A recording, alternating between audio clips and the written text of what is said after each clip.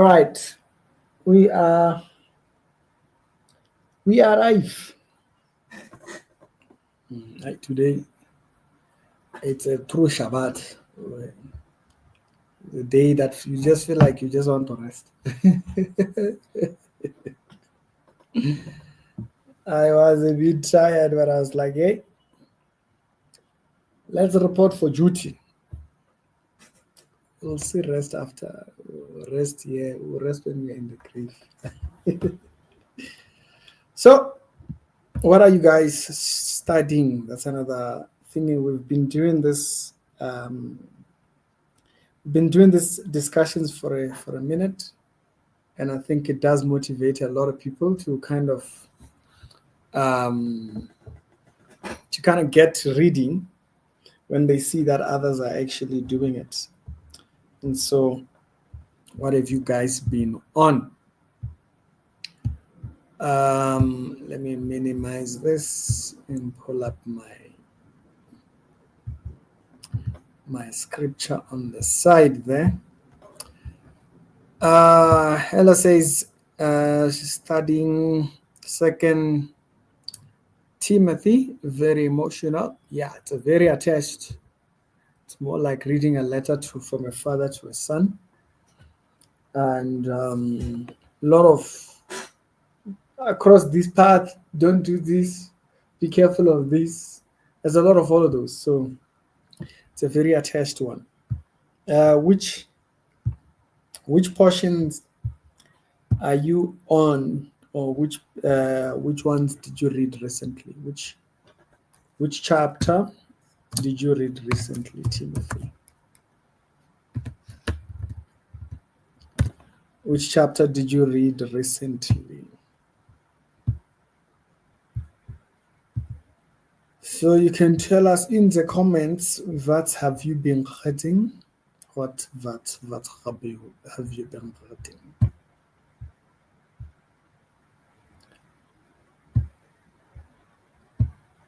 So which portions are you on currently? Let's see if we can spot an interesting part in Second Timothy, chapter number 1. My ancestors with a clear conscience. That's so key. That is so key.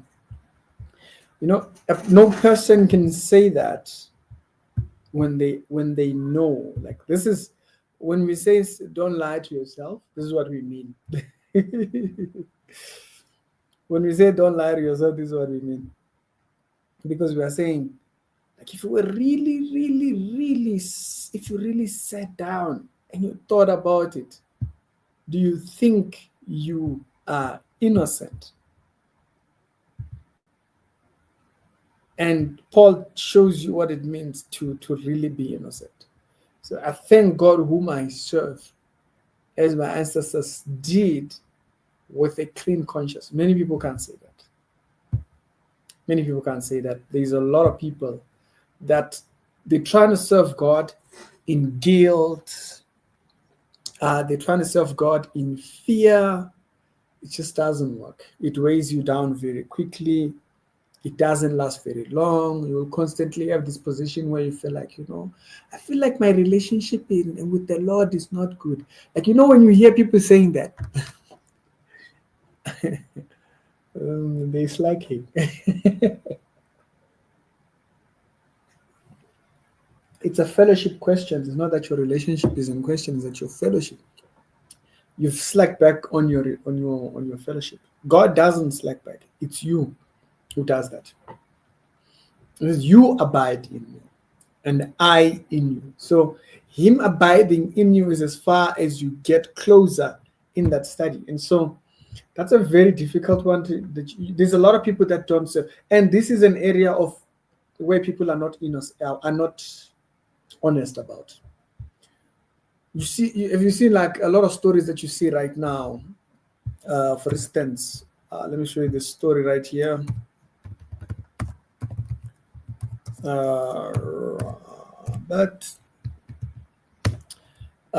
This story that's happening right now by Robert Morris. Robert Morris was very judgmental in a lot of his preaching. He used to have a lot of very judgmental teaching. Um, Freely just say that, yeah, no, these people like this, yeah, it's probably going to hell. What would easily disqualify people. And I can tell you where that comes from. That comes because they themselves are not approved. They know there's an area they hold themselves guilty. So when you see a statement like that, ooh, there was another guy, man. I'm trying to remember. There was a guy, he was very famous in the US, very judgmental in his preaching. Like he used to kind of like talk. Yeah, okay, I think I just remembered one. There's several people you can kind of go back to. Um, what's his name, man? He got busted with alcohol problems. Um, um,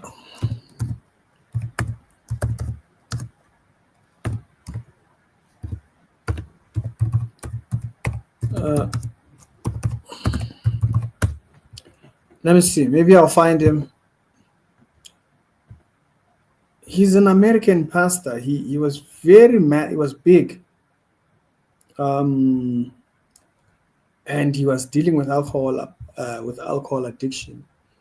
And when the scandal came out, it was massive. What was his name?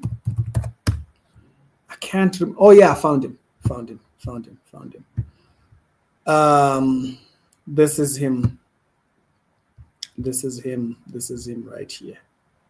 Perry Noble. Yeah, I was trying to remember his name. I just couldn't get it. I just couldn't get it across.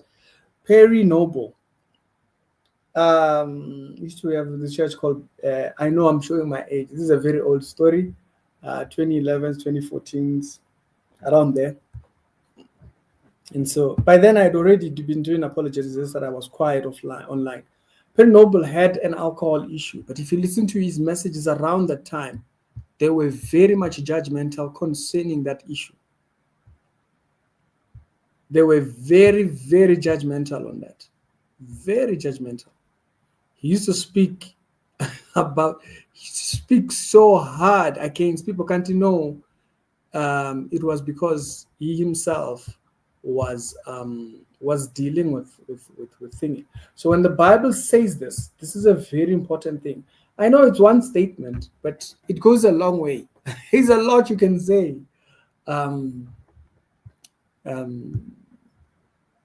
know if you're a new believer, you look at a verse like this, like, okay, maybe I can say one line about that. But the more you grow in maturity, you've learned, you've seen other people's fall on that, and you see the traps that sets, and so you are able to. It builds material, or it builds areas by which you can go back to and say, hey. So that verse, as easy as it is to dismiss, or like, oh yeah, okay, you just read past it. There's a lot it says. To say you are not serving God with a clear conscience. Like there's some of the people in South Africa right now who are very popular on social media. If you listen to them, it's not that they are telling us what God said. It's that they don't have a clean conscience. And so to clear their conscience, they tell us what we must do. But no, that's what they are guilty of. So we don't even have to give examples. You can go online, check them, you'll see. Oh, okay, this one is saying, okay. You can't know. That's exactly. That statement says a lot. To come to a position where you can say, I thank God, I don't serve God with a defiled conscience. Means a lot. And he says, as night and day, I constantly remember you in my prayers, recalling your tears. I long to see you, so I may be filled with joy. That's how much it means for him to see the mandams. So, yeah, Corinthians, Definitely a very interesting one that you're on. Then goes deep. It cuts deep there. Paul's material is it's quite something else. You can spend ages and ages just studying some of the things he said, and you'll just not get through it.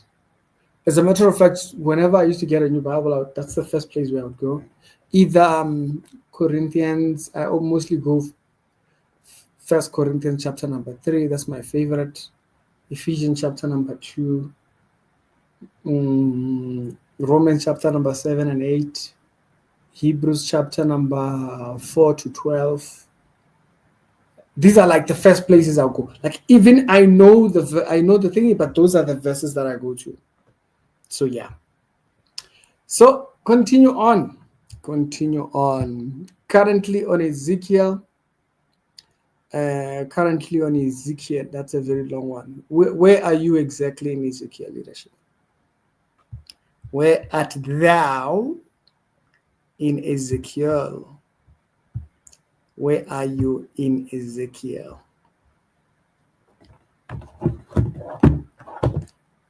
Just a second. I wanna write something down here, because I tend not to label some of the things we point out on this episode. So I want to try and start doing that when we're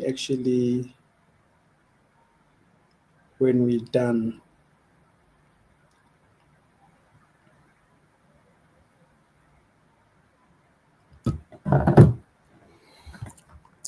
All right, Ezekiel.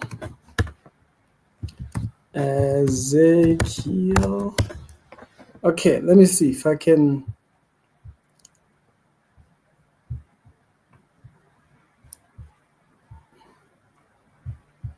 Can we recall a particular one? These are not books that I've memorized a lot. And so let's see. Let's see what sticks out. So Ezekiel, the vision, called to be a prophet, task as a watchman, siege to Jerusalem, blizzard of judgment, doom of the mountain. Okay, the end has come. Adultery in the temple. Yeah, let's go here.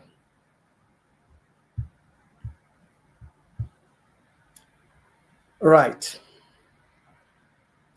Okay, I looked and saw a figure like of a man from what appeared to be wrist down, and he was like fire, and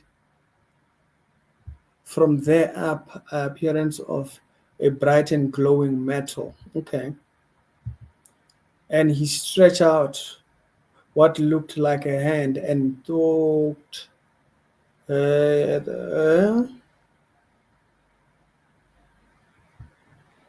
the Spirit lifted me up between the earth and the heaven, and in a vision of God, he took me to Jerusalem, to the entrance of the north gate. And by the way, I don't know if you guys have ever studied this subject. Have you guys studied the subject of the gates, particularly the Jerusalem?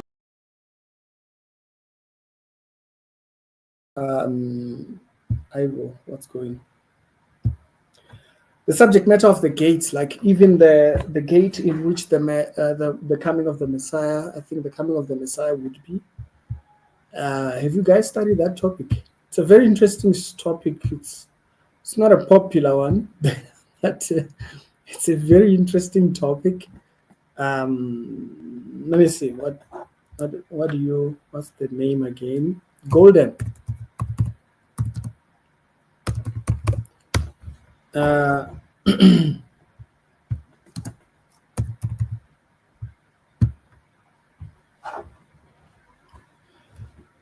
Yeah, this one right here. So the Golden Gate. You should actually look up the prophecy about this gate. That's a very interesting one. It's a very interesting one. It fits into eschatology. there is an eschatology attached. There's an eschatology teaching about this gate. It's called the Golden Gate. So a watchman basically would stand on these towers looking over the city and to see who was approaching and who is walking away, what, and all those. Some of the posts will have like thingy right in the middle. If you've seen medieval films and stuff like that, yeah, they perfectly portray it. Let me say Jerusalem prophecy. There's a prophecy about this gate.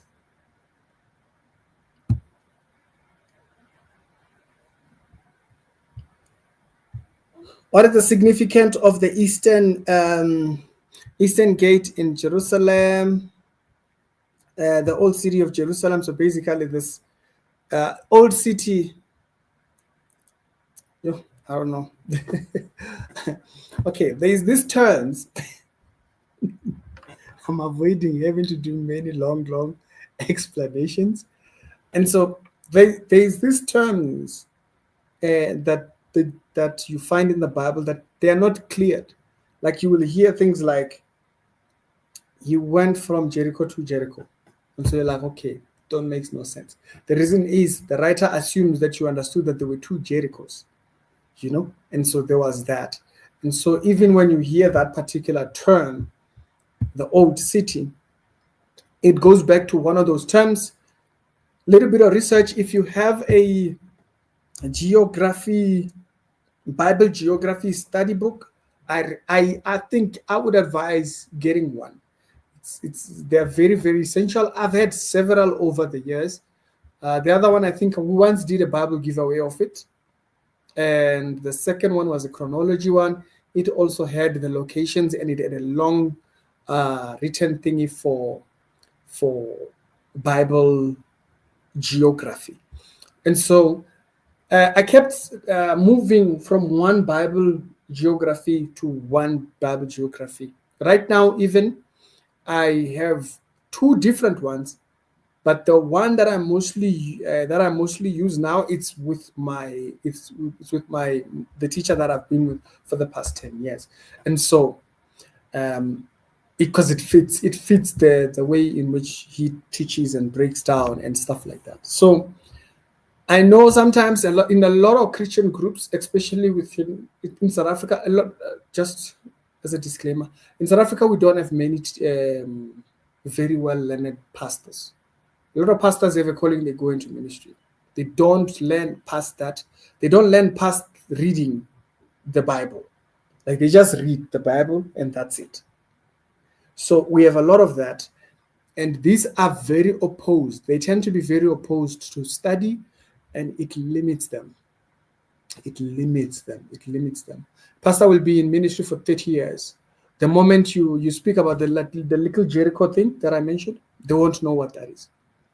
They don't know how to explain that. They just leave it. It's to the Lord. They leave it to the Lord. So don't be that guy. Don't be that guy that's just, I have the Bible and the Holy Spirit. Listen, God gave the ministries in the church a role to equip the body. Don't be ignorant and think you and the Holy Spirit are it. The Holy Spirit doesn't give you everything because he wants you to be dependent on the rest of the body. It's the most stupid thing to see people isolating themselves. I have a Bible and the Holy Spirit. You playing games. You're playing games. Stop it. If you're that type of a person, stop it. Okay? People like you are the problem. Yes. So what we don't want is you passing on that mindset to others. Okay? You have. There's a reason why God made us a body. There's a reason why he describes us as a body. It's so that you do not ever depend on yourself, that you are dependent on others. It's intentional. God did that intentionally.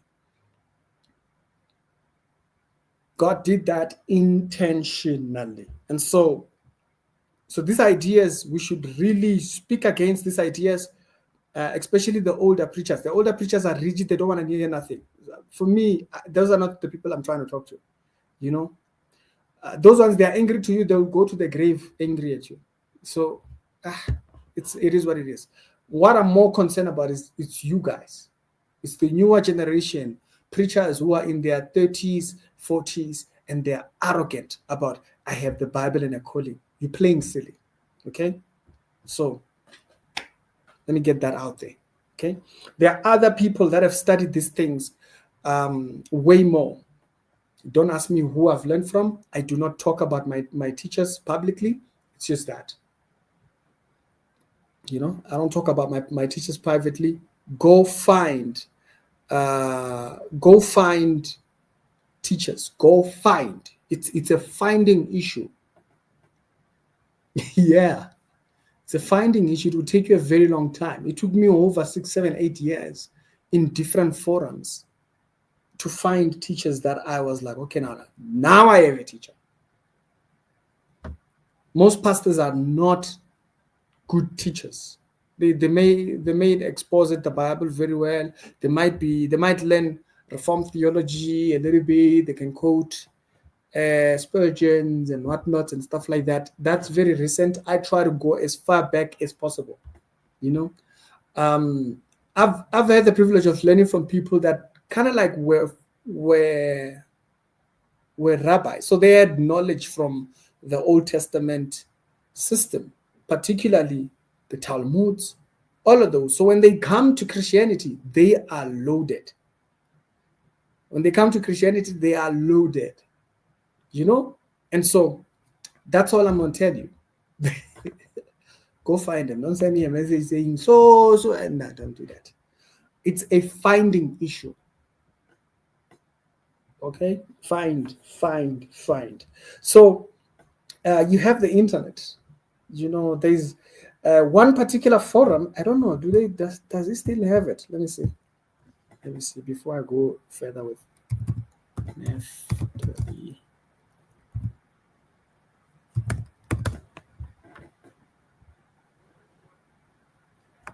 There was a guy that used to run these forums. It's a forum that I joined way back 2012, and the reason was because, you know, I learned very quickly that in South Africa there's just these teachers are very difficult to find. A lot of pastors are rigid. They're just fine with opening the Bible and then reading there. You're not going to learn a lot from that. You're not going to learn a lot. God has invested this information with other teachers in the body. And so if you are rigid-minded, yeah, he's no longer on YouTube. Temba. I saw Temba here. Temba, what happened to Naftali, dude?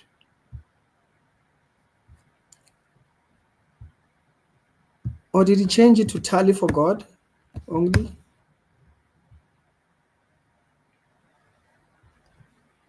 Or is this him? This is kind of like writing. Yeah, okay. So there is a guy, his name was Tally for God. Yeah, so I don't see his page anymore. I don't see his pages. Yeah, I don't think he's still there. I don't think he's still there. So there was a guy called Tally for God, and Tally was a very he was good with web designs and stuff like that. So a lot of Christians used to go to him. Oh, is that what his name is? His channel now?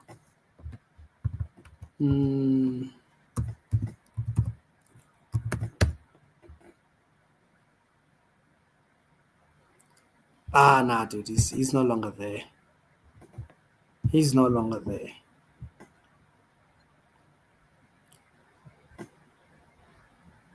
Yeah, he's gone. He's gone. He's not there anymore. So yeah, there was a guy, guys.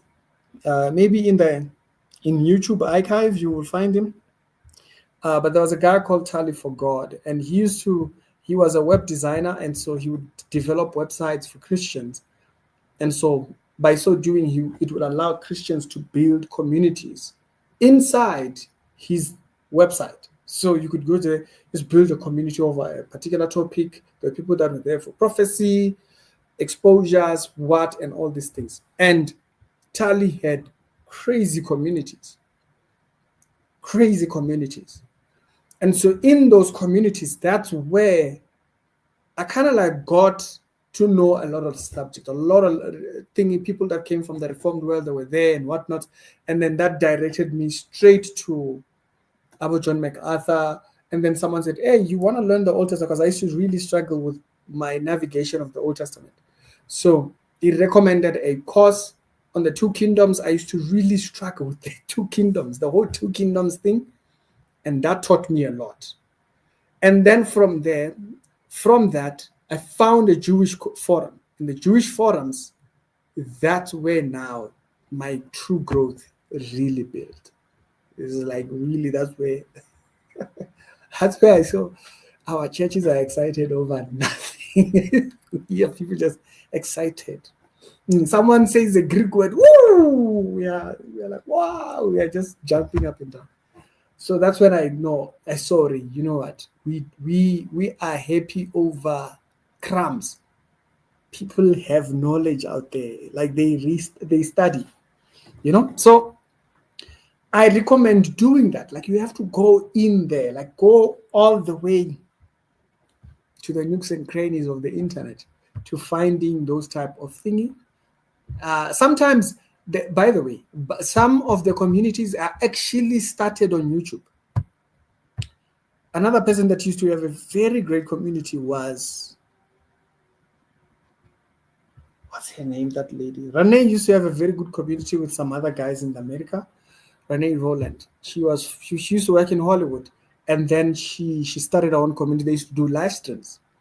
And in Renee's comment section, it built all those communities and stuff like that. And then that's where I then found the people that actually led on. And then I ended up finding my particular teachers from that community. Okay? So it's not a thing that, you know, you could just wake up and just ask me, so what is that? Go find. You go find. So if you're going to sit and just, you know, like for instance, you go to church, a lot of messages that are preached in church, they don't really require notes, guys. They don't. You know, you see people sitting and they're taking notes, and you're like, what are they writing? I'm just saying, don't be offended. No offense. Like really, you look at like, what are they writing? You know, like, so a lot of these things, especially the experience type, me, when I write notes, I write things that I'm going to go back and study. So I want to expand on what, because I'm there to be equipped. I'm not there to write down what you are telling me. I'm there to equip based on what I can pull out. Okay, Natalie.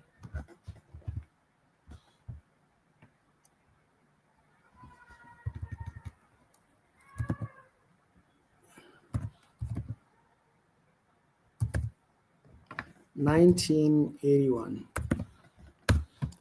And so, oh yes, thanks, dude. I was wondering what happened to this guy's channel, Naftali. This is an OG. This is an OG. This is an OG YouTuber. He makes one video. I think he used to make one video a week. I don't know if he still does. Tali, he builds.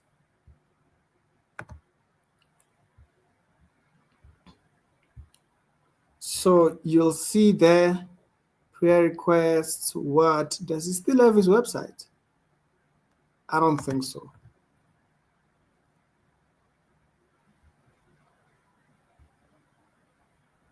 Communities. Yeah, it's very polished websites now. So they would have They used to have like communities, and then under communities, you'd have all these discussion boards or fellowship groups where people would talk about different things. Yeah, I don't think they have that anymore. But he used to have that. Yeah, you can go check and see if he still has it. But this is the guy, Tali. Tali used to have these groups. I see he was talking about Joshua. He makes one video a week. He takes some time to kind of like do his edits. If you check the about section of his channel, he's an OG on YouTube. Yeah, 2007. So yeah, thank you very much. That's the guy. So I don't think he still has it, but he used to have these communities. And so there are, guys, the most amount of lessons, like the biggest lessons, they are not in these big churches. There's a lot of pastors that you see on the pulpit, not good teaching. And by not good teaching, I mean, it's just surface stuff. It's like, okay, you learn a topic and then you have to go research it, you know. And so they're serving their purpose in that area, okay? Not taking credit from that. They're serving their purpose in that area, but you have to take an extra after that. You have to have extra material, study stuff and all that stuff, because a lot of people, they just don't have that study. They don't have that study. And so a lot of pastors are very proud. They just have a calling and that's it. So you're not going to get through you're not going to learn a lot from them. So you have to go the extra mile. You have to go the extra mile. I'm an introvert person. I can stay indoors forever, if possible. So I would have an internet, and then I'll just go on forums, read, and then get all this text to speech. They read a thread for me and all those things, and you know, learn a lot. And then you hear someone give a nugget about a certain person who taught what, and then you go there. A lot of channels have been almost deleted, almost gone, completely gone. And so Tali used to have that. He used to have these community boards. And in the community boards, you would meet people, hey, and then you'll exchange numbers, emails, and what. And that's where thing. But you have to have the desire to extend. You're not gonna, you know, this Sunday Christian doesn't do it, guys. Forget that one. Anyways, I hope that helps. I hope you know it gives you direction a little bit. Yeah, but let's not be so focused on thinking that you're going to grow off of the pastor's one sermon a week. It's not gonna work. It's not gonna work. The rate at which you must be willing to grow nowadays, I understand people watch television and whatnot, and just don't have those things that, you know, they require your schedule almost every day. I don't advise that. Like, you can't follow Scandal, you follow Isidingo, you follow Generation, then you follow Isbai. I don't know what shows play nowadays. You follow Mubango, hey, you follow what, and then so you are watching TV from 6 o'clock from the time you come back home all the way until 10 when you go to bed. You're not going to, your growth is going to be very slow. You will be one of those, I've been in church for 20 years. You know, that's not fun.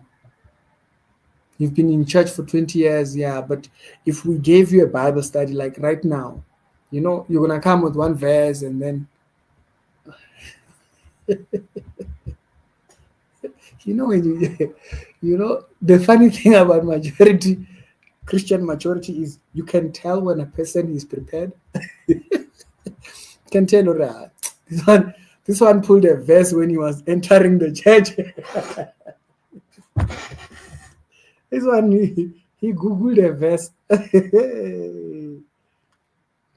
Hey. Yeah. Hey, but Christian content here is also addictive. Yeah, I think this is how you build the benefit, right? My channel is a resource. It's a resource channel, right? It's intentionally so. My channel is a resource channel in the sense that if there is a particular topic and then there's a lesson, that's when I'm going to make a video. I don't just make a video unless there's a lesson behind it. And so I'll hint at the verses and those subject points. the best thing to do is whenever I address something, remember, I'm cutting down on what I say. I might talk for like 20, 30 minutes, and then I'm cutting down the video to like 15 minutes. So you now have to go and say, okay, so on that topic, how much more does the Bible say? Because you will notice when I do a video, even if that video was trending, if that person was trending for 5 weeks, I can have a different topic every day. And I understand it comes a little bit with maturity. Yeah, I get it. But if that person was on the spotlight every single week, I will have a different lesson. That's because not only do I read that one thing, but then there's all these different, like if rapture trended till December, I'll have content for this till December because I've studied that topic that much. There's a lot more I haven't said on that. You see that?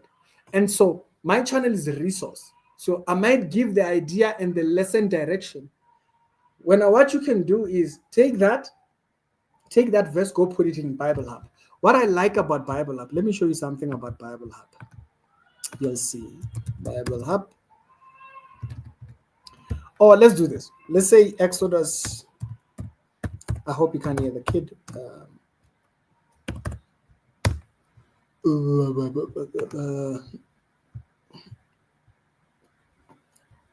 If the child is indoors too much, she tends to cry. Even I know the patterns of the child crying. And so let's say, for instance, Exodus chapter 20. Okay, let's choose a verse, chapter 21.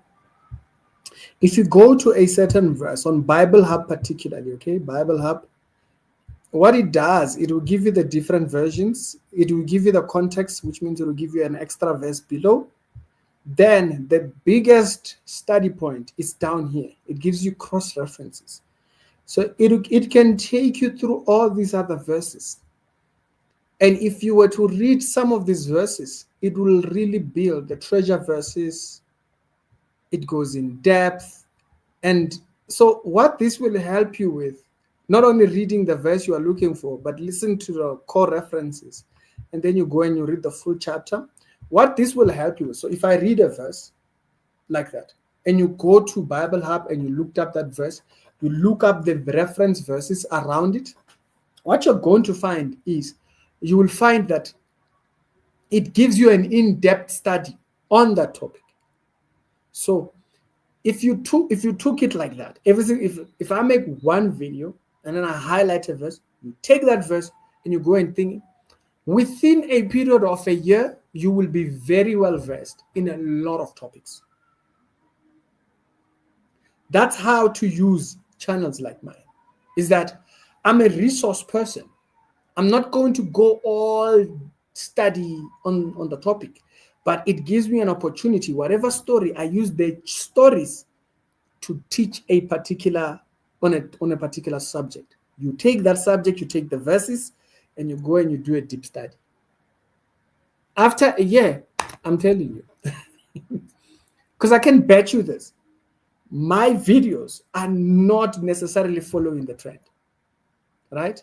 I don't always follow the trend. I look for videos that have really nice studies, like really good studies. Those are the ones I'm going for.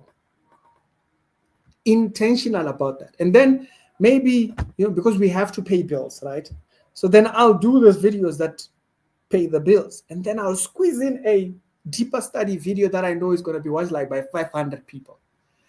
That's where a lot of my study is. As a matter of fact, like if you check, I did that yesterday.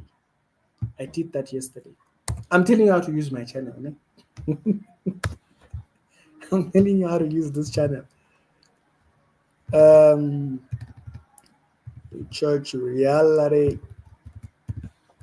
check. Let me show you how to use my channel.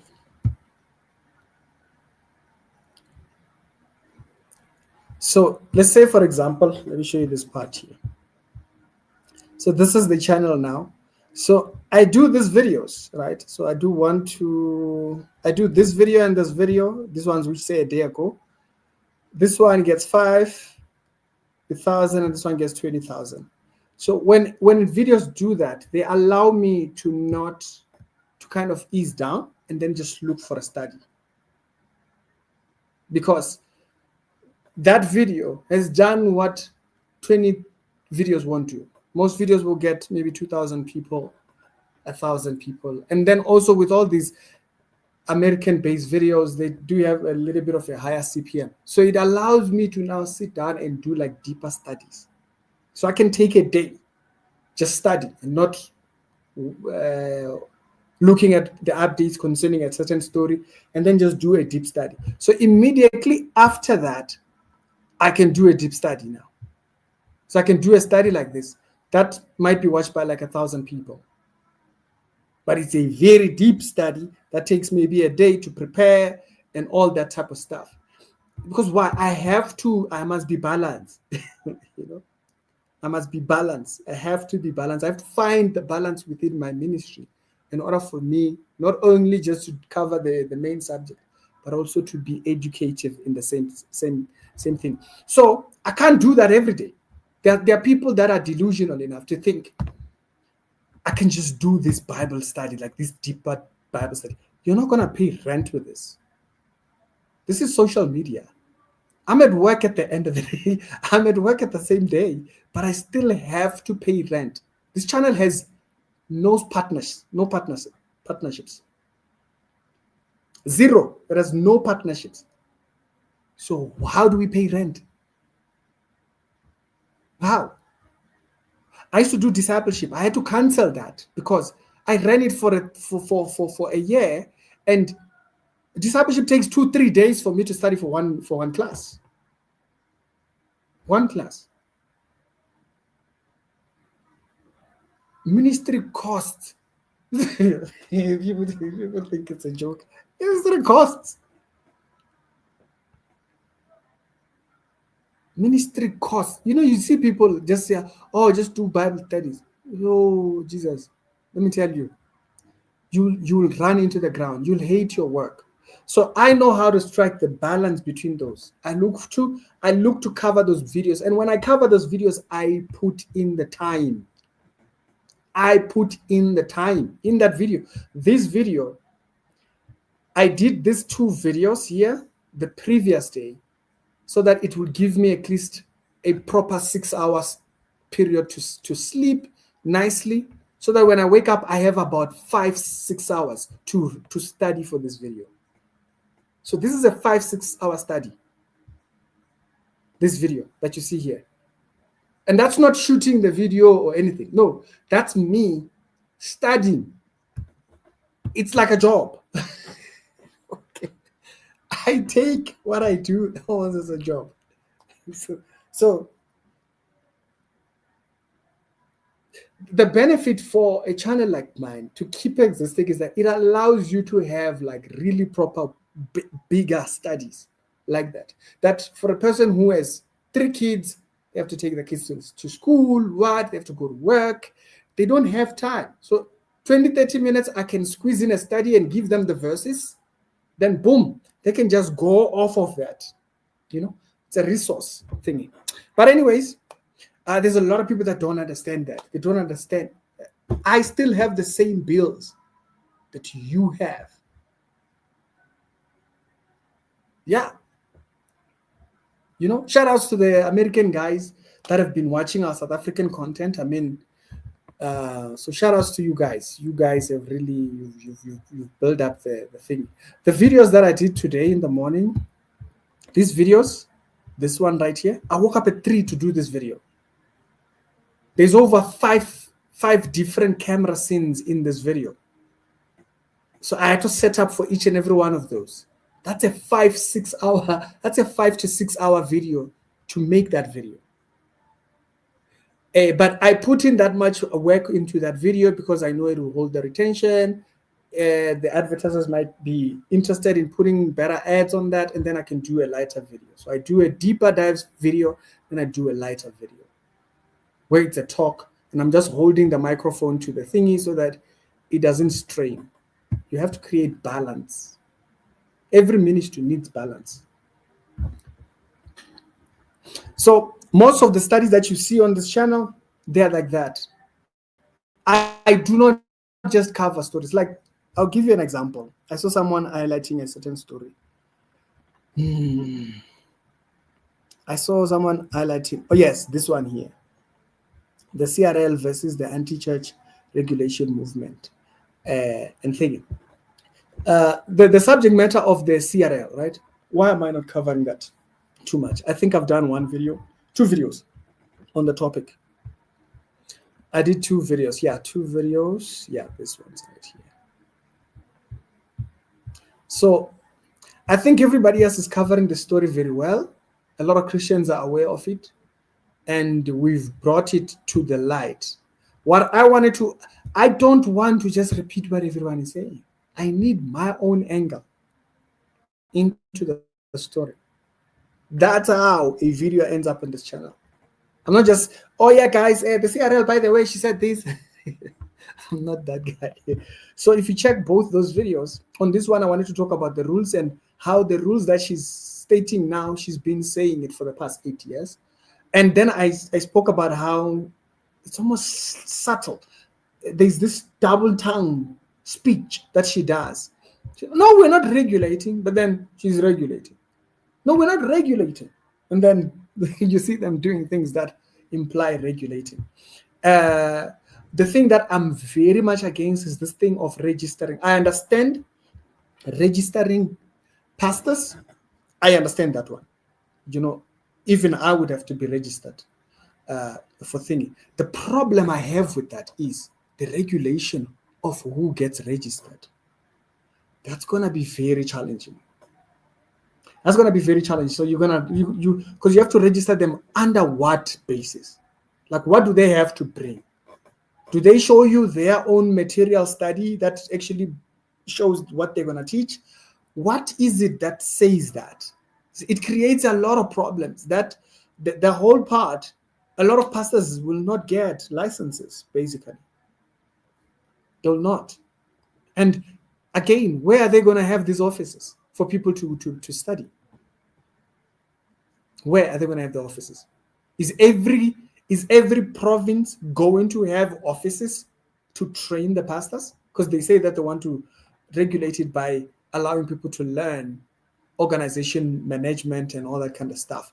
So what's going to come out, they're going to bring out another QF. What do they call them? Those courses, NQF. They're going to do another NQF. And you know what comes with NQFs. NQFs, yeah, no, there's a lot of areas of concern that I don't see how they're going to do it. I don't see how they're going to do it. Yeah, I do not get how they're going to do that. You don't regulate, exactly like Pastor Matebula said, you don't regulate the church because of the evils of the people who claim to be in church. Those ones, already there are people who are there to deal with them when they're in the wrongs. But no, they want to use the evil to regulate the good. Like, how does that work? You can't regulate good using the evil. It don't make no sense. It don't make no sense. But for me, the problem in South Africa right now is political portfolios. In South Africa, our South African politics functions off of portfolios and portfolio performance. That's what I don't like. Portfolio performance, what do I mean?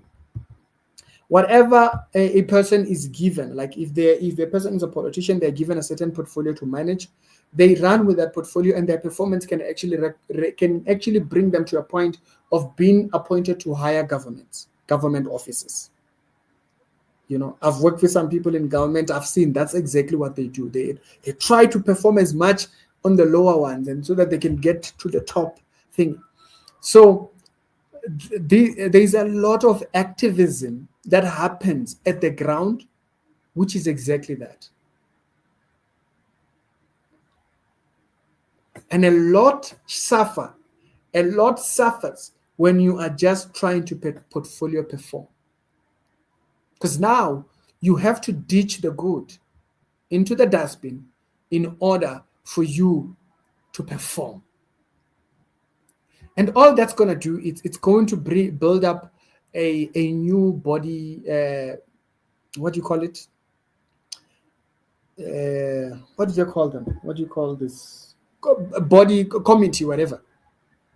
And this committee is going to now start having offices, function like municipalities, and then where does the money to run that come from?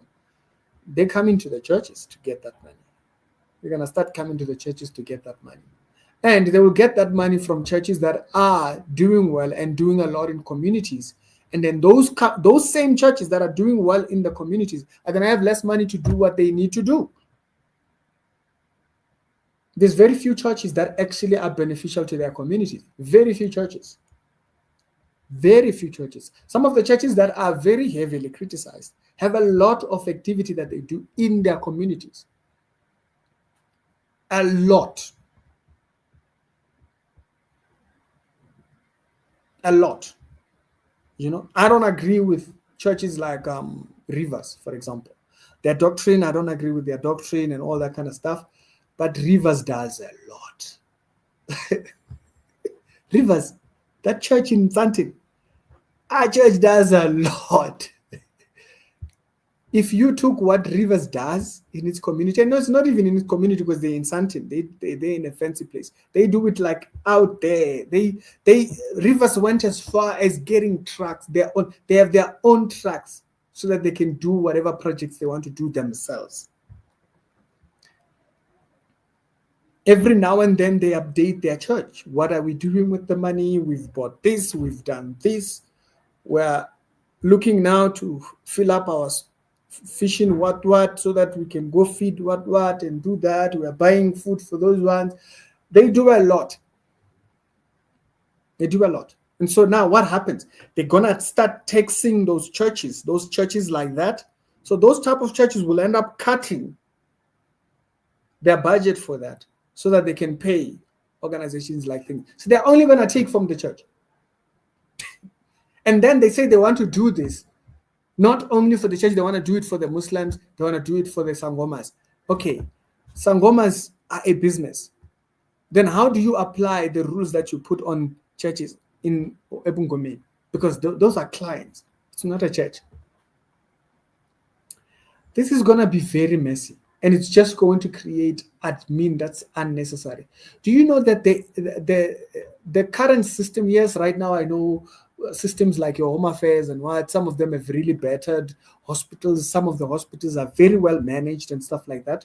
Most of them, okay, that function very, very well. And there are places which, if you were dying, we should just tell you, hey, don't go there.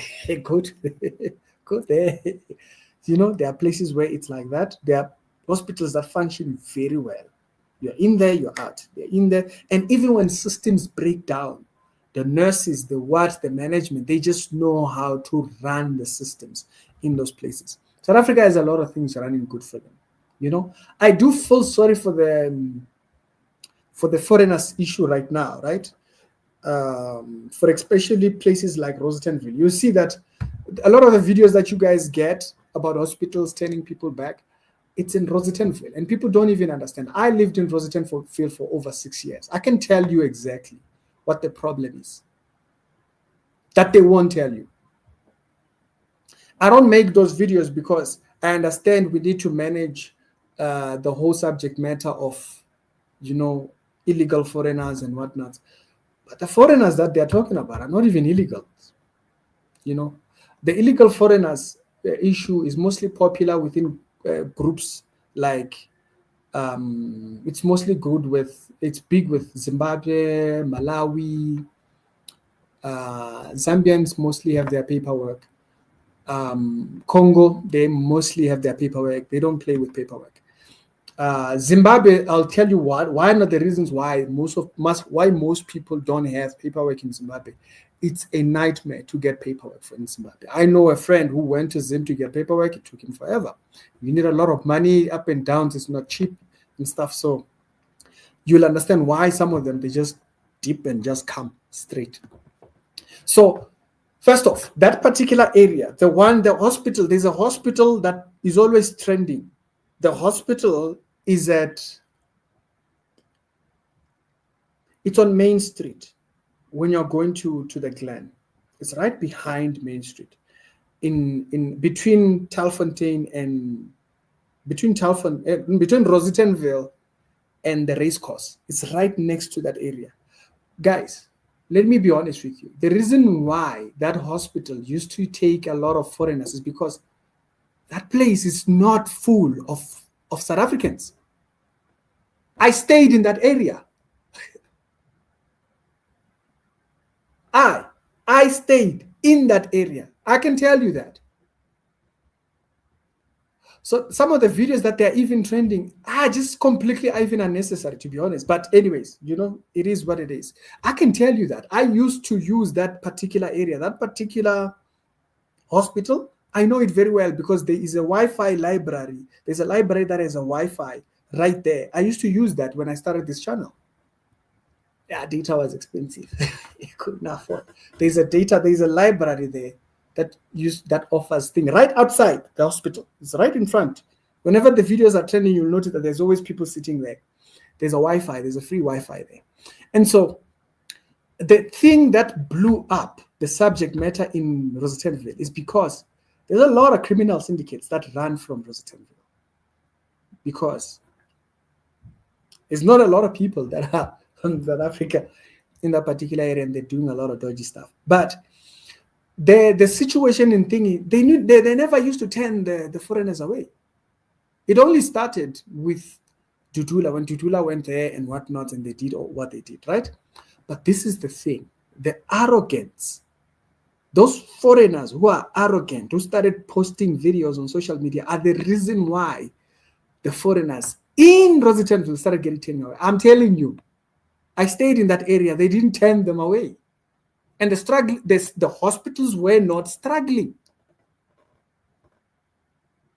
This is why whenever you hear that subject of foreigners who are bragging and stuff like that, and if you are a foreigner in this country and you hear them doing that, rebuke them.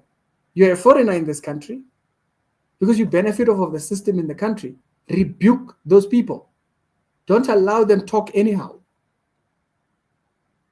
Do not allow these arrogant foreigners who maybe might have papers to become so arrogant, to be disrespectful to the system, to the local system. Don't allow that. Because the system doesn't just benefit South Africans, it also benefits Thingy. Okay? It also benefits you. And so if this system collapses, then what? You're going to go away. We are all here. So maintain. So for me, that's why those particular topics, I don't pay attention to them. It's political, yes. And the government doesn't care about those particular issues because it allows chaos. It allows local chaos. You have different type of problems when you are worried about a person who doesn't have food from another country trying to break into your house. You have different kind of problems. Like Rosettenville right now is unlivable. You can't live there. I'm telling you, I had to move out. The towers that side are completely failed, completely dead. Towers there don't work. Network doesn't work. Bear in mind, I stayed around the race course, and race course is a very big event place. There's no network there. There's no network in that area because they're constantly stealing batteries at the towers and all this type of stuff. That place had no network. I had to move out. The crime there, it's crazy. It's crazy. It's out of this world. I live in Joburg now, but I can tell you there are areas you just can't go. There are areas you just can't go. Now there's a new group of people, like there's a new group of Malawian kids. They start striking and they'll strike at night. Very annoying thing. People are constantly calling police on them and they run around and I don't know how they gather. There will be like 100 of them. They start strikes like at 9 o'clock at night. Do you know how disrespectful that is? Nobody starts a strike at night and tell me that you have papers. You need papers to start a strike. What are they striking about? So it's things like that are absolutely annoying. This is absolutely annoying. Annoying. But the problem is when you talk to people from other countries, they've become so complacent. They just allow anything. And it comes from the fact that back home they probably didn't do that. And so now when they're here, it's like, yeah, it's not my country. You're here, dummy. What's wrong with you? This system collapses, then what? But anyways, who cares? Right? Who cares? So yeah, it is what it is. You're not gonna solve. So the reason why I personally don't even engage with those particular subjects too often is because you're not gonna do nothing with that. They are allowing the system to collapse for a reason. It allows them to continue doing what they want to do and all those kind of things. They fabricate stories, they fabricate situations in order for them to drive attention away from the most important.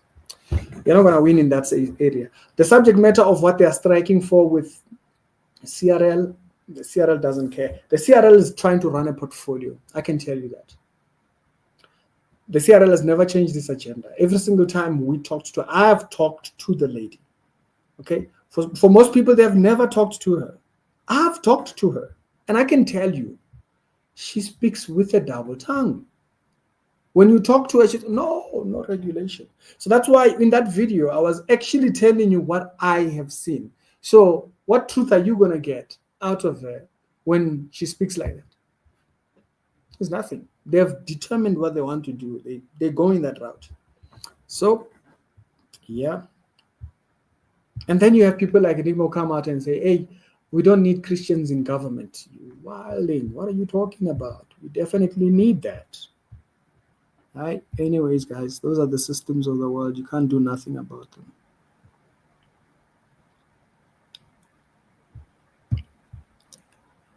Okay, Pastor. Yeah, they're not that big here in South Africa. They're mostly hidden.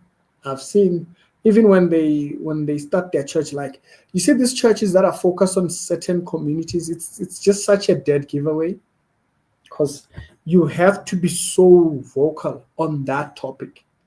And so if a pastor is gay or it's a gay accepting church, they just become more vocal on that topic.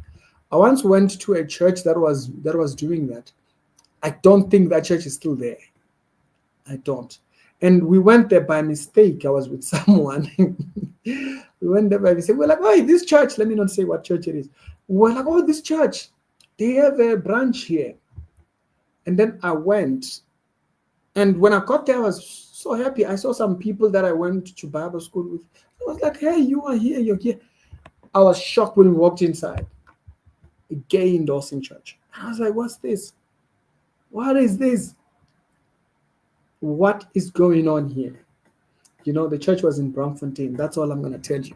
And so, yeah, that was the one time I went there and I was like, no, I'm not doing that anymore. We're not doing that. And so, I don't know if that church is still there. They might still be there. But when a church, I attended one service and they were so affirming of gay, what, and, you know,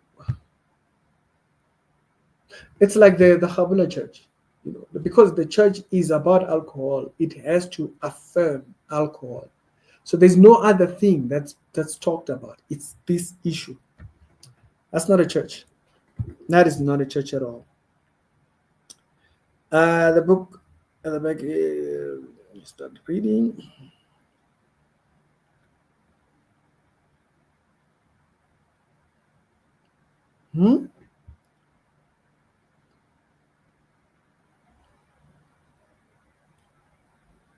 I don't understand what you mean. Oh, there was a whole okay, you guys were having your own conversation. Okay, so do Christians know about the real rapture, the one in the Torah, Tanakh? There is no rapture in the Tanakh.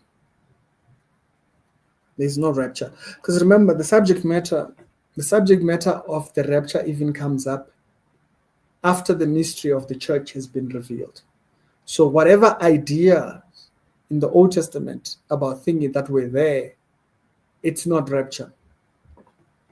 It's not rapture. It might have been revealing something else, but it's not. There's no rapture. Rapture becomes a mystery subject in the New Testament after the church is revealed. And the church gets revealed in Matthew chapter number 12 and 13. Because Matthew chapter number 12 and 13, that's where the Jews reject the king. They reject the Messiah. When they reject the Messiah, we now start speaking about the mystery kingdom. So the church right now is in the mystery kingdom thingy. So the subject matter of rapture comes up after that. So the subject matter itself, therefore, is under that ban thingy. So Christians have been deceived and tricked into reading the Bible book once, knowing that I don't think, there's a lot of ideologies out there, and personally, I just don't. I don't entertain everything. There's a lot of African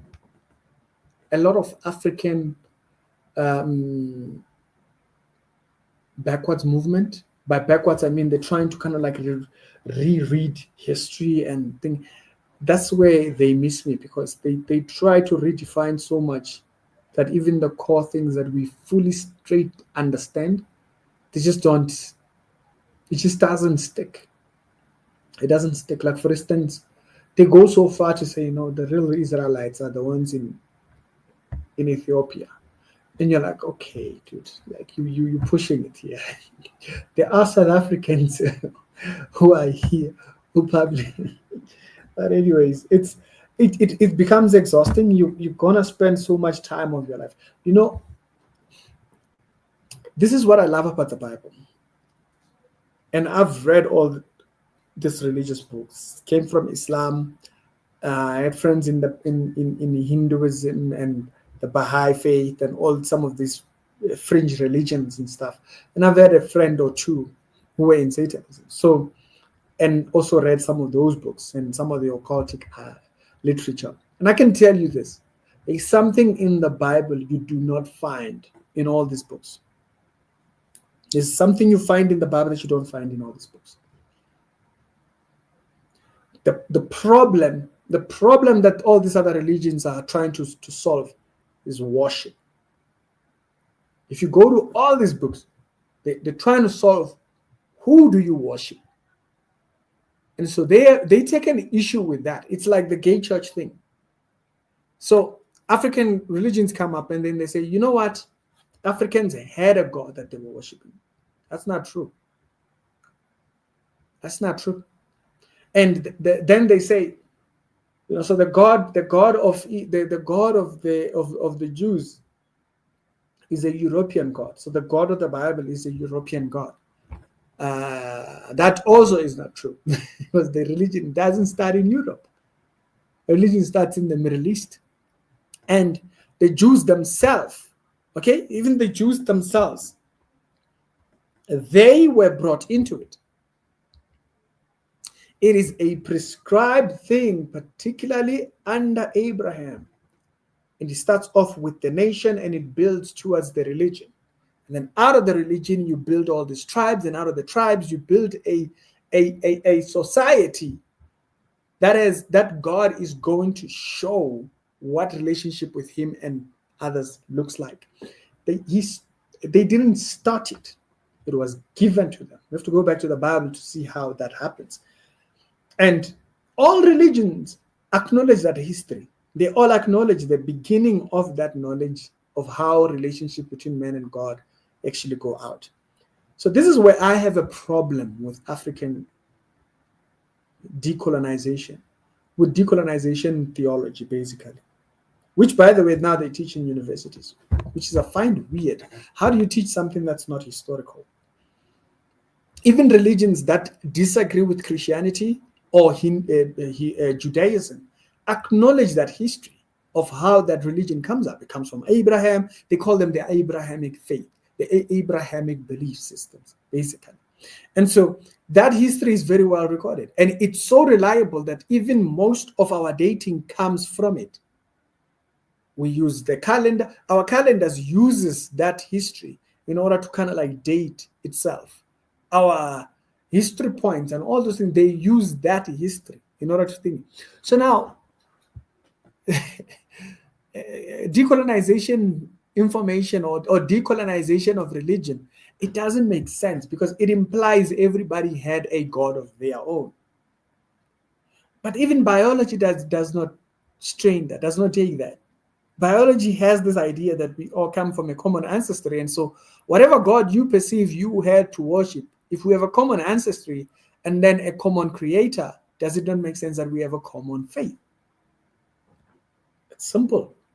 So this idea that Africans are their own, it just doesn't work. And by the way, the descriptions of God in Africa are not the same. You go to Nigeria and you listen to the histories of a lot of times it's people wanting to brainwash other people into worship of the version of God that they have accepted. So that's why you see in a lot of African decolonizing religion belief systems, they all go Egypt. All of them. They all have something that they go to take Egypt. They have to acknowledge a Ra or something or some type of a God that originates all the way back to the sun or something like that in order for them to legitimize their idea of what God is.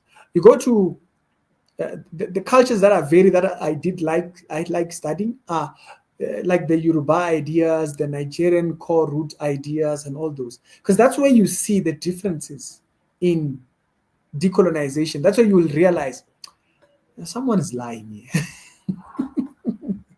That's where you realize someone is lying.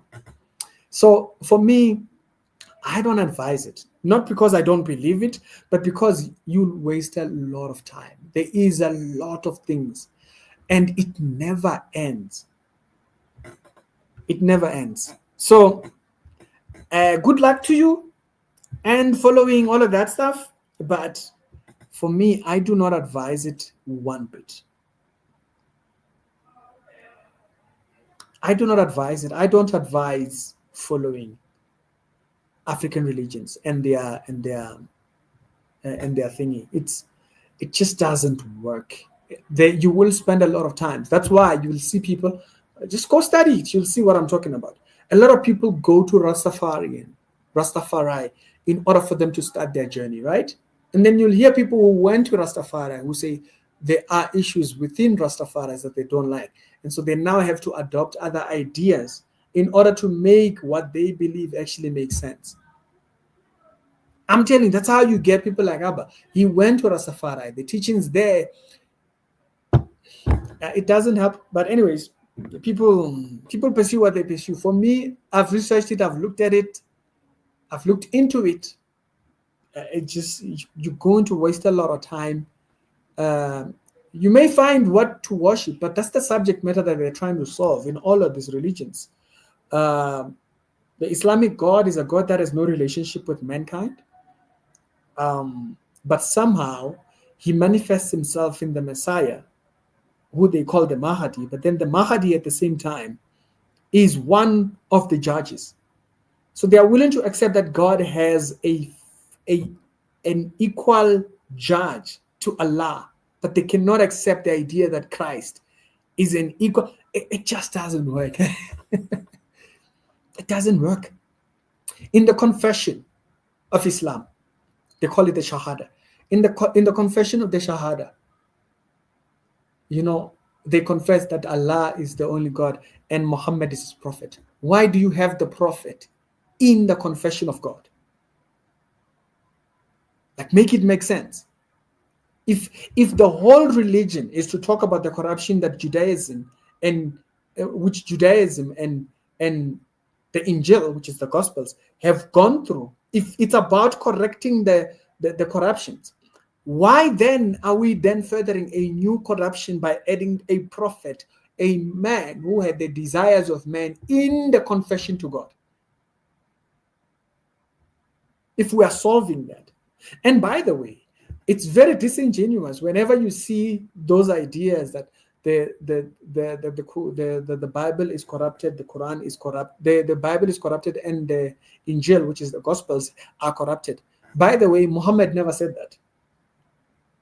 Muhammad never said that. Muhammad actually promoted it. This became later installed ideas within the traditions, the companions, the people that came after Muhammad. are the ones that put that whole thing.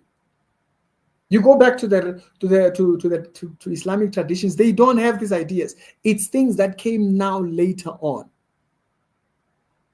Remember what I said. They are trying to solve the subject matter of worship. They say that the mosque must face a certain direction. Okay, mosque must face a certain direction. But guess what? Before the 4th century, before the 7th century, there was no mosque that actually faced the east. You go research the thingy. Because remember, they're trying to solve what? Worship. Who are we worshiping? How are we worshiping? And so, if it is true that this was the true revelation to Muhammad, why then were the mosque not facing the east from the beginning of the religion? It's a later reduction. It's an added reduction. It's a later added reduction. They always say that the Quran, the Christian Bible has been corrupted. There is an incident in the Sahih Bukhari. Sahih Bukhari is part of the traditions of interpretation for the history of the Quran. So if you want to understand the Quran, you have to hear the traditions so that you know that's what they all claim.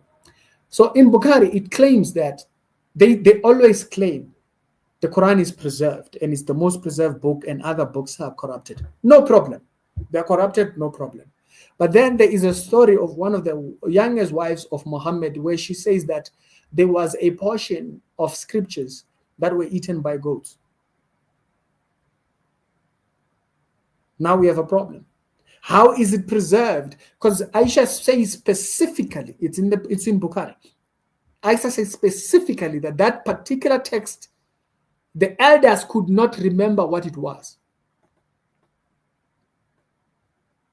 So you see, when you look at the religion in its face, it looks good. Wow, they're worshiping, they found God, they worship one God. You know, Christians have complicated God, the Holy Spirit, the Son. You know, they make fun of those type of things. But then they claim their book is eternal, the Quran is eternal, and there's only one Quran. That's a lie.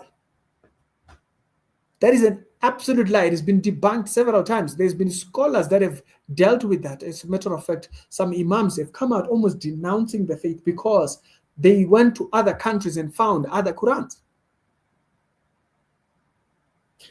Original manuscripts of the Quran. What do they look like? How reliable were some of those things? But anyways, so most of these religions, because they are trying to answer who do we worship, they have to redact ideas. In some African religions, you will hear them saying, God came from a tree. God came from a created inanimate object. So where does the tree come from? And how does he who is created have power of creation?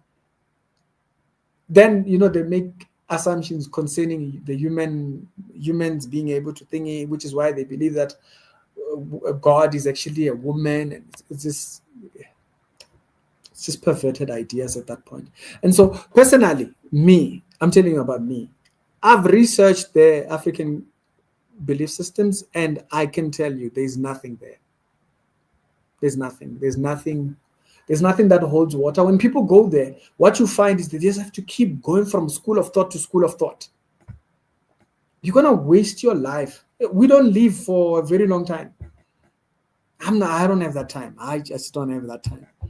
If they haven't figured it out, no difference between Joshua at the dates and setting, you promoting to the second coming of Jesus, 5 words that appear nowhere in the Bible, both in whether you are false prophets and teachers. Okay, no problem. I'm just saying you can chase the African religions, you can chase all of that, but you're just gonna go from one school of thought to the other school of thought. I'm telling you, I've studied these things. I spent over 10 to 15 years in studying religions. 10 to 15 years. Okay, 2 to 3 dedicated to Islam. For a year and a half, I went back to studying Catholicism because that's where I started. So I can tell you what you'll find, but I'm not the most knowledgeable because those are not areas which I studied. I studied to know why it's not true, and that's all. I didn't retain the knowledge or anything. I just kind of like, okay, this is a lie. It just doesn't work. It's humans trying to infuse God into understanding. Doesn't work. The Indian religions actually show you where most of these people get their ideas. If you study the Indian religions, you'll see humans. What do humans want to thrive in? 10 to 15, and you don't know about the rapture in the Torah. Show me the verses. Show me the verses. Just show me the verses. Where does the Bible talk about rapture in the Torah?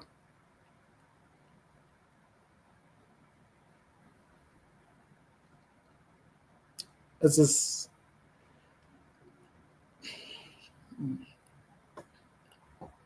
African gods. Another thing about African gods. African gods do not have a version of their idea of beginnings and ends. Leadership. Ezekiel 20. Okay.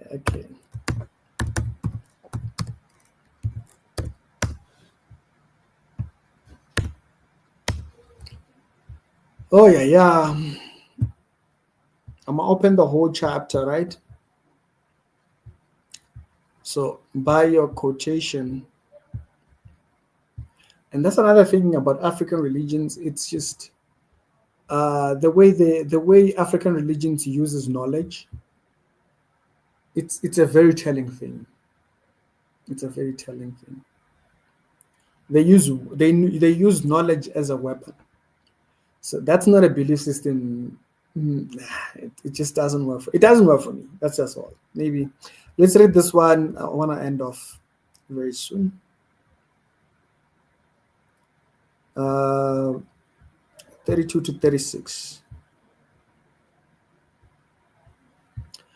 Okay, that comes that which comes into your mind. Shall thou think that you say your head and in your countries to serve wood and stone?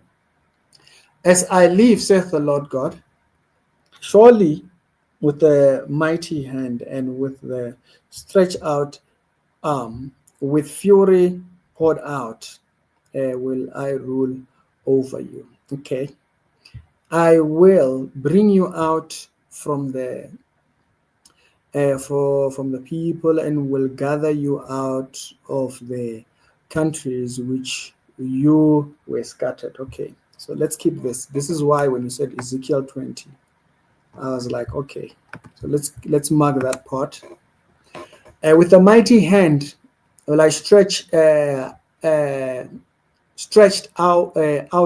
arm, and with fury poured out. It says, and I will bring you into the wilderness of the people, and there will I plead with you face to face.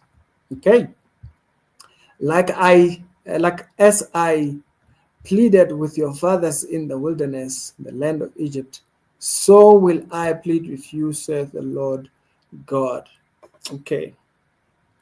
I will cause you to pass under the rod, and I will bring you into the bond of the covenant, and I will purge out from amongst you the rebels and them that transgress against me, and I will bring them forth out of the country where they sojourned, and they shall not enter into the land of Egypt. This is it right here. Okay. Let's mark that one as well. And he shall know that I am the Lord.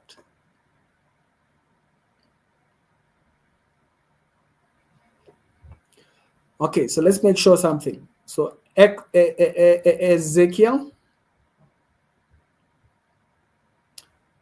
chapter number 20, verse 32. I must start it from, let's take it from 28. Let's take it from 28. You see what you'll see. No, from 27. Therefore, son of man, speak unto the house of Israel, right? Okay, so the message is clear. Whom the audience, we've identified the audience, say unto them, thus saith the Lord, yet in this your fathers have blasphemed me, in that they have committed trespass against me. For when I had brought them into the land, okay, so the promise has been, okay, let's mark that one. For there which I lifted up mine hand to give to them, they saw the heralds and the tree field, and they offered sacrifices, and they presented the provocation of their offering. There also they made a sweet savor and poured out drink offering. Okay, I said so here this is place of worship. Fine, okay, no problems. Then I said unto them, what is the high place wherein ye go? So why have you now appointed an opposite to the one that you had found? You found, all right, and the name wherein, it tells you the name of the place today. And then it says, wherefore say unto the house of Israel, thus saith the Lord, are you so polluted after the manner of your fathers, and committed ye whoredom, because it's worship of different gods, after their abomination? And then he says, so this, you'll notice the background. I wanted us to get the background of what was happening before we get to 32. For when he offered the gifts, when you make your sons to pass through the fire, this is the problem. An introduction of false gods had come in. They found God had brought them to thingy. They found what was pleasing before God. They then started to submit themselves to something else. Okay, they were making their kids to pass through the fire. It's not a supernatural experience. It was a literal experience. They were actually causing offerings. Some kids wouldn't survive, die, and all those kind of things. And he polluted yourselves with your idols.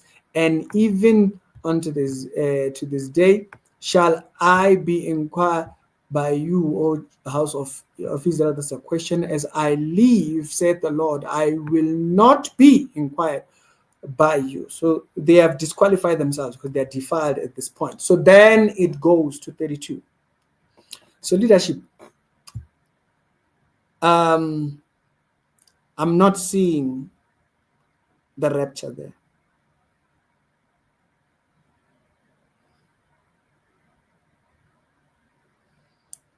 I am not seeing a rapture there.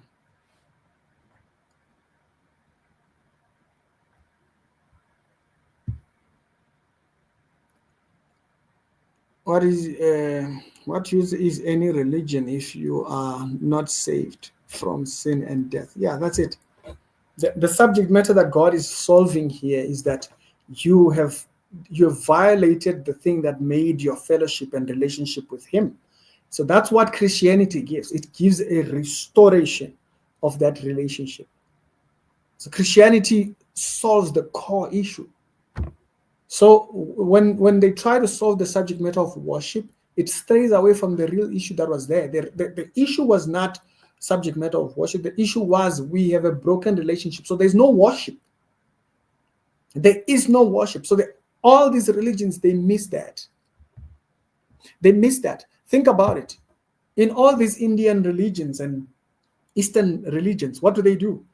They start to worship everything. They have the gods for water, gods of what, and even in many different cultures now they have that. You go to Singa, they have a place where they know there is a deity in the water that they will go and offer to. So African religions and most All these religions, actually, all of them, they miss the point. There is no worship if there is no relationship. There is no fellowship. That's the thing that broke. But guess why they don't like that? They don't want to have to acknowledge sin. That's the problem. Which thing is acknowledging right here? He's pointing out. The subject matter is acknowledgement of sin. Of course, in Islam, you will have this idea that we are forgiven, but even at that, you are still not pure. Purity is not there in Islam. There is only one method that gets you purity, martyrdom, which is the reason why a lot of people who support, all these pro-Palestine people, they just don't understand. Martyrdom literally gives you a cleansing of sins. That's why many people are more willing to do that. But anyways, religions, they miss it. They all miss it. You don't have relationship, there is no worship. There is no worship. Honor thy father and mother. How do you do that when there's no relationship between the parents? All right, the real rapture has nothing to do with the son of Mary and followers of Christ who are. Yeah, but the verse is not talking about rapture there.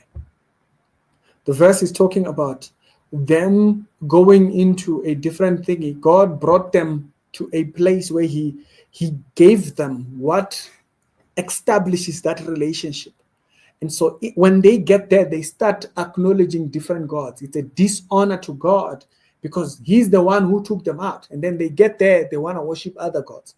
That's the subject matter of Ezekiel. As a matter of fact, let me tell you what I thought you were going to bring out. I thought you were going to read the verse. Is it Ezekiel? I thought you were going to Zechariah. In Zechariah, there is something that sounds like rapture. But when you said Ezekiel, I was like, there's no rapture in Ezekiel. I thought actually you were going to point out there is a vision in Ezekiel which sounds like a rapture. There is a vision that sounds like the rapture where he talks about himself being lifted up. And I think we read the verse a little bit earlier on. And so there is a vision there, but it's one person. The idea of the rapture, you have to understand the marriage ceremony in order to understand the subject matter of rapture. The rapture subject is within the context of marriage. So first of all, the marriage ceremony in which our salvation is presented in, okay? So rapture is a part of the wedding ceremony. So let me explain. Jesus dies. The blood pays for his bride. The blood that he poured out on the cross is a payment. It's a lobola to the bride. And then that's why the Bible says the first Adam failed. There is a place where the first Adam failed. The second Adam does not fail. And that's the thing. It's telling you that Adam had the capability of redeeming his wife. Adam messed up when he joined because Eve, at least she was deceived. Adam was not deceived. Adam was not deceived. He did it knowing. He knew exactly what he was doing. So now, when he comes, he is within that same frame. He is redeeming his bride. Okay? So that's the context of rapture. So if you want to tackle the subject matter of rapture outside the understanding of from Genesis, this is all about that bride issue that Eve had a problem with. It starts there. You have to think about where does this, it's not like some cooked up teaching. Most people make it about, oh no, so and so, the Catholic Church taught it. No.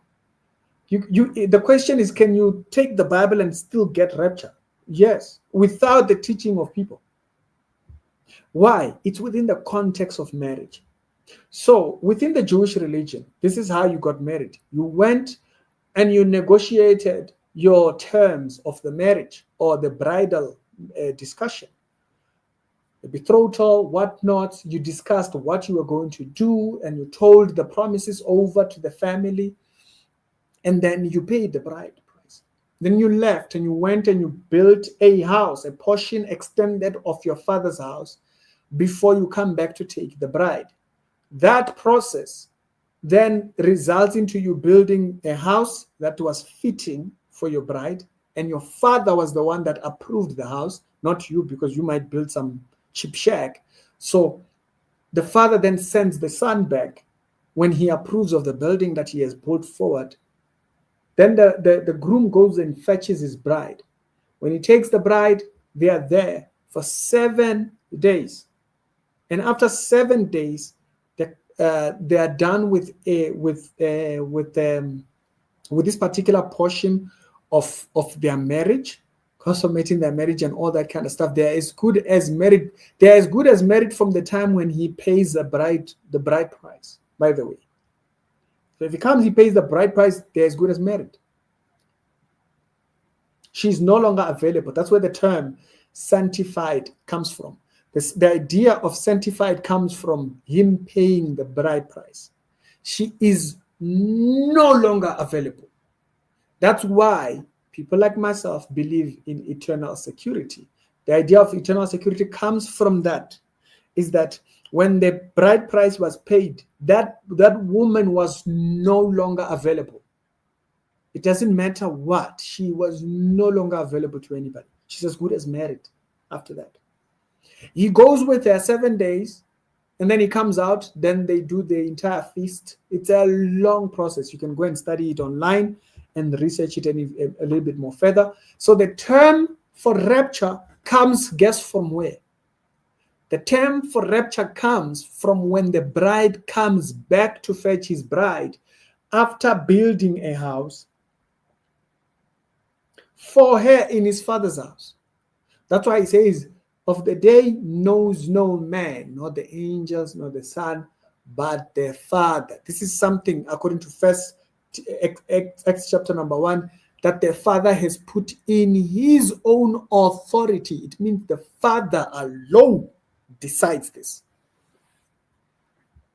So if you dismiss this, by dismissing the rapture, you have to dismiss Christianity as a whole, because the rapture is part of the marriage ceremony that the Messiah is following. He's following the exact ceremony. If you read the Bible as a whole, you will see this is literally a fulfillment of the marriage ceremony that the Jews did.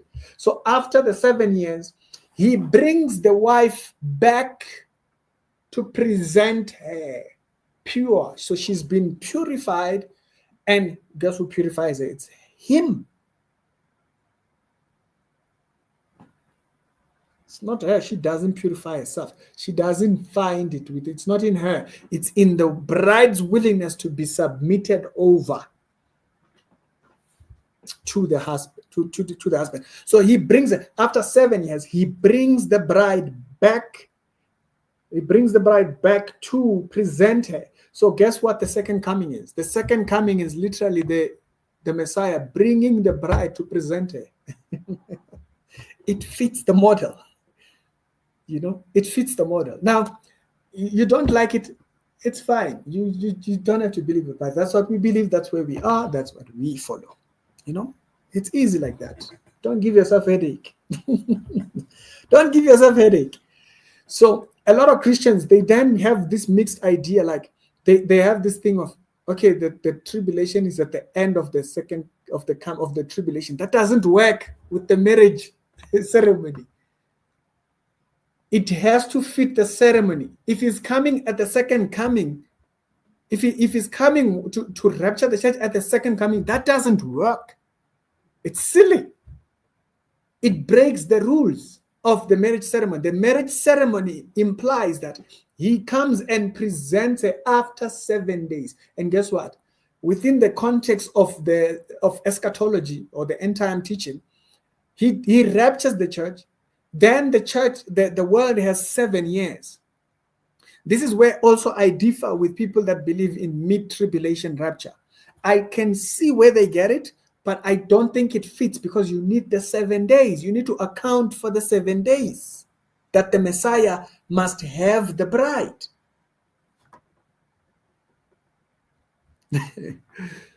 It's such a beautiful story, honestly. You know, you don't believe it, it's fine. But I'm telling you, it's a beautiful story. Because you don't believe it doesn't change it. You know, because you don't believe it doesn't change it. It's still a very beautiful story. It's like, I was thinking of one particular. This is why they say Tarantino, when he directs a movie, he doesn't direct a movie because he says he directs movies because he likes the narrative. He follows what the narrative goes at. So every Tarantino's movie, when it comes out, it's like a huge deal, because they know that man don't play with the cinematics. He doesn't play with what he does with the story. You know, he doesn't play. Christopher Nolan, like when the man sits on a script and you look at the way he directs,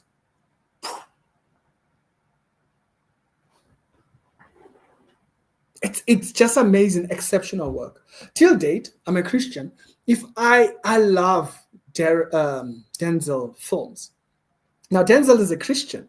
They asked him at one point, why? How does he choose his roles? He says he never chooses a role that does not have a judgment truth at the end. He doesn't choose a role that doesn't have that. So if he's playing a bad guy, he must play a bad guy that at the end there is a judgment. There's this perspective of good and evil. He plays films which have that presentation in it. So the Bible is just about the same. It's a beautiful story. So the 7 years, you have to account for the 7 years.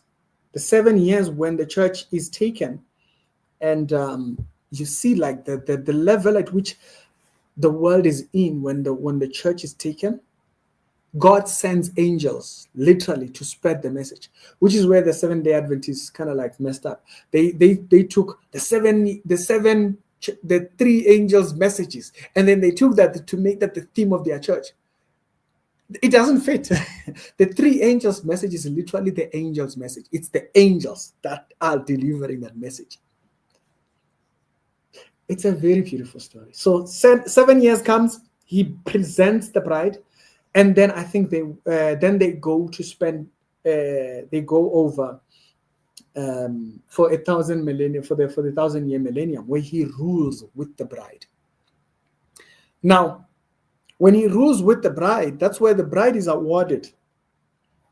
The bride is awarded, and you can see that judgment whole thing of the bride in 1 Corinthians chapter number 3. He tells you what he's judging the bride over. He's judging her on the weight of how much fellowship and relationship she built with him. And so he awards her with different things. And so if she built with quality material, if our life here on earth reflected him, the more the rewards are so. They reflect like that. That's why the Bible speaks about people who will be seen as naked in heaven. It's because they, as the bride, they were not a true reflection.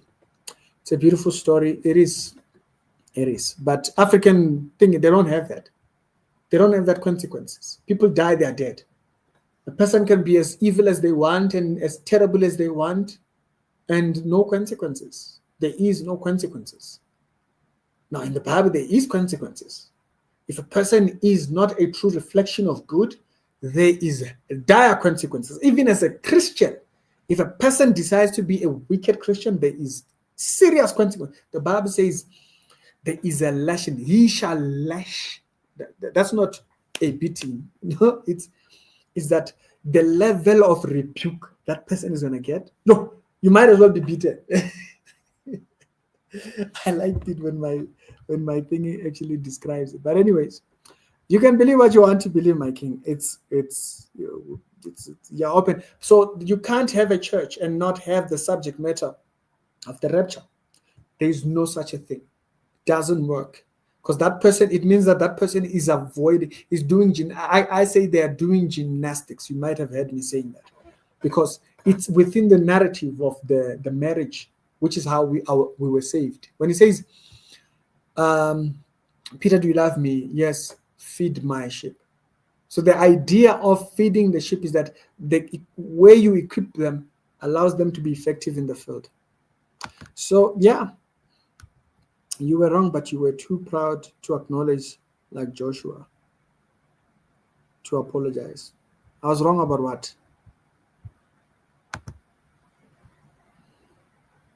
That's okay. You don't see because you were unfamiliar with the verse. These are verses I've spent a lot of time. That's why I told you what I thought you wanted to present. Like I said, we read a verse that actually sounds like the rapture in Ezekiel. I thought you were going there.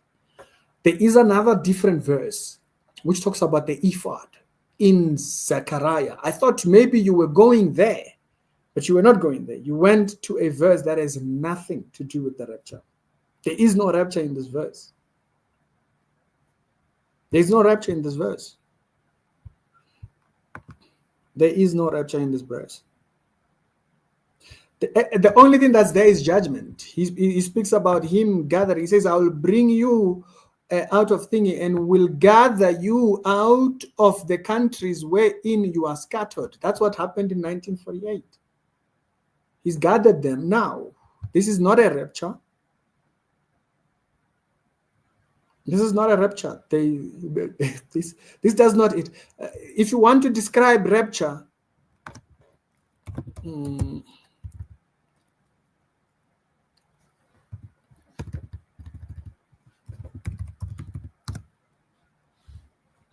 look at the description of rapture in Matthew chapter number 24.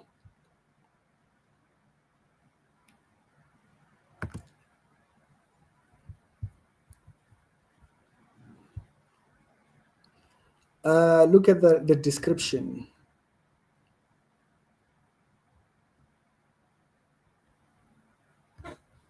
Where is it? Wait, I think I have.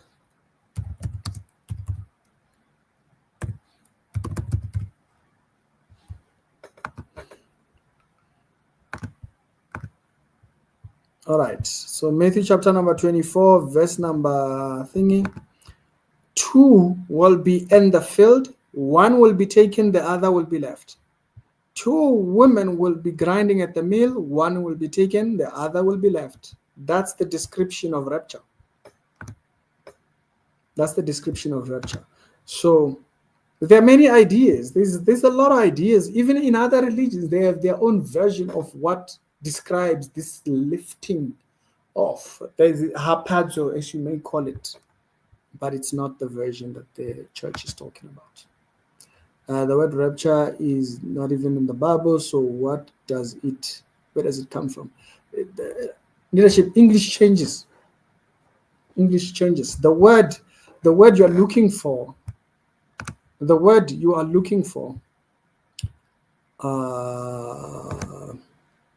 will be taken. 1 will be taken. It's harpazo. Pato.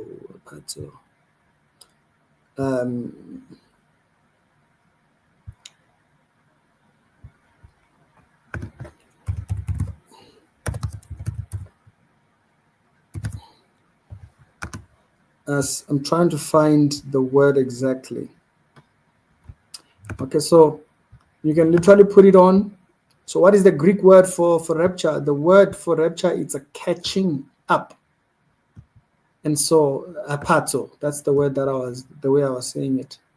It's harpazo, that's the word. It's a snatching, it's a seize, it's a snatching away. The term is found in the New Testament, particularly in Thessalonians. And it is rooted in the Latin word raptura. So there. So if you're looking for it it's there. It's just that people just want something else. So we didn't make up the word. The reason why people credit it to the Catholic Church is because within the Latin there, that thingy. But remember, that's Rome. That was by the time the church was here, Rome was already in authority, right? The Catholic Church was not there. Don't get that thing. Let's not get that twisted. The Catholic Church was not there. It's a later on thingy. But the word itself within the Latin is you can see it right there, raptura. That's where the word rapture comes from. So that still doesn't fit what we are seeing there. The word is there.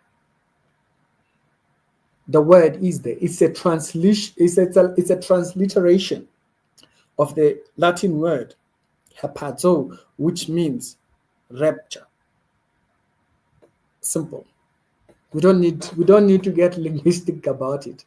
It's like the argument that Jesus, the letter J was not invented until, which is Maponga's argument. That's a very weak argument. English changes all the time, and it's arguments that just don't go anywhere. But anyways, carry across check an understanding on why Jesus was against the doctrine of Balaam. Yeah, it's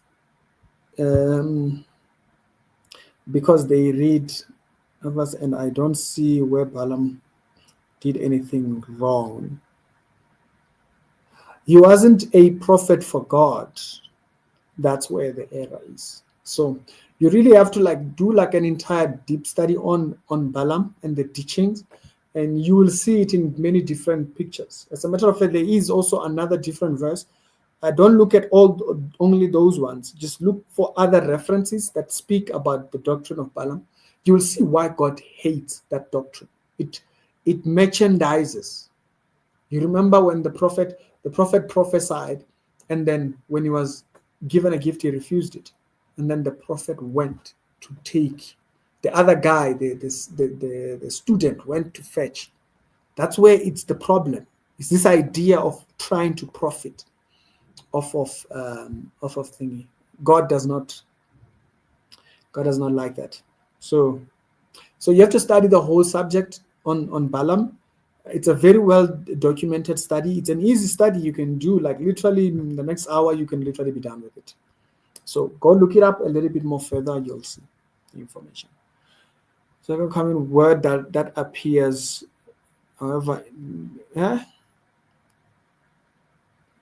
the second coming of Jesus, 5 words that appear nowhere in the Bible. Great deception. In the book of Acts, the Bible says, "Ye men of Israel," the angel came down and spoke to the apostles and says, "Ye men of Israel, why do you gaze up?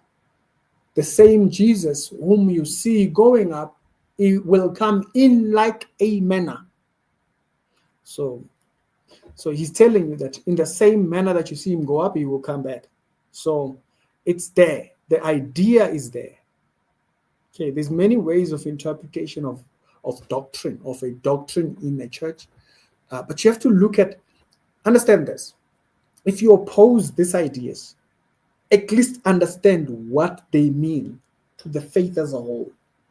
You will notice within all the questions that you are asking, these are questions I've had to answer at one point of my walk. And so the subject matter of the second coming not being the idea of second coming is not there. But you have to look at the idea. The idea is, it's stated.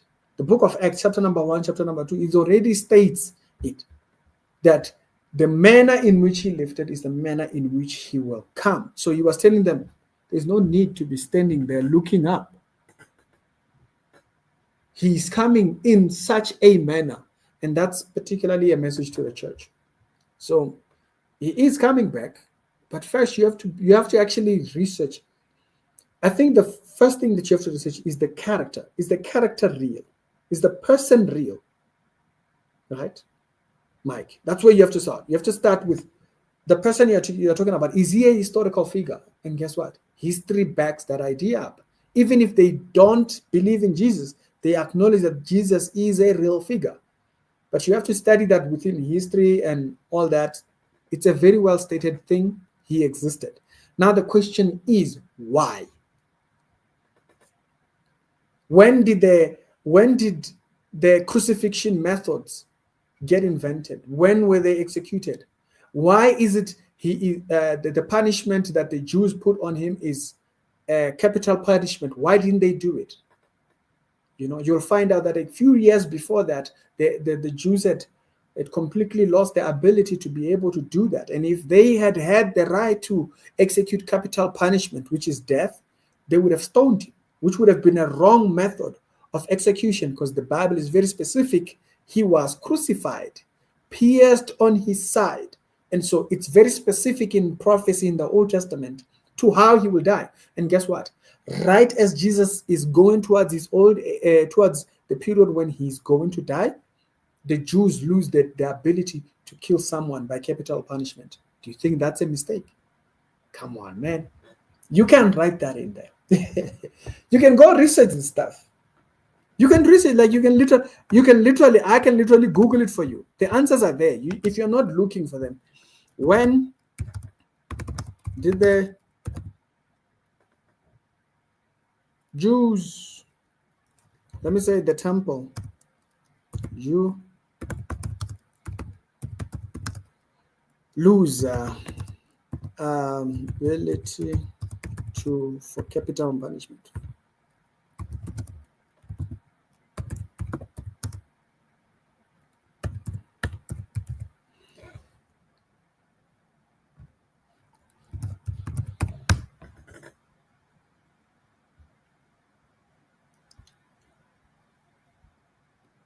First century, and it even uses the Bible to kind of quote it for you. It's around 28 AD, somewhere around there. About 2-3 years before Jesus actually died. There's much more deeper studies. You can actually find it. Where is it? Yeah, so many attributed towards 30 years before. Is it 40 years before the destruction of the temple? Go research it, you'll find it. It's just that maybe I'm not remembering how to ask it online. If you ask the question wrong, they'll give you different information. But they will actually, Jews actually credit that period to about 40 years before the destruction of the temple. That's when they lost their ability for capital punishment. Isn't that interesting? That's a couple of years, like maybe a year or two from the time when Jesus would die. And guess what? So then they had to hand him over to the Romans to kill him. Boom. Explains the whole thing. You can't write the Bible. I'm telling you, you just can't. You have not proven anything. You keep getting exposed like Joshua. I'm not trying to prove it to you. I think the problem is you think I'm trying to prove it to you. I'm only sharing with you my joy. That's all. I can't prove something to you. It's impossible. I don't know you. I don't know what issues you struggle with. I don't know why you believe what you believe. I don't know where you've been in life. Some people just don't believe in God because they've had a hard life. I have people in my life, personal life, who've struggled so much, they can't believe in God because they've suffered. So the suffering becomes a God. And the one way to liberate themselves or to save themselves is becoming successful. And so there are people that will not believe God because they feel they have never had help. So I can't convince you. I'm not trying to do that. I'm only sharing with you my hope, my joy.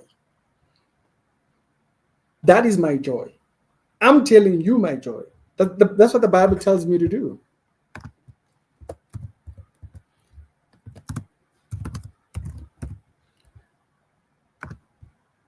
The Bible requires me to do that. Okay? Let me show you that. First Peter chapter number 3. It says, but in your hearts, sanctify Christ as Lord. In your heart.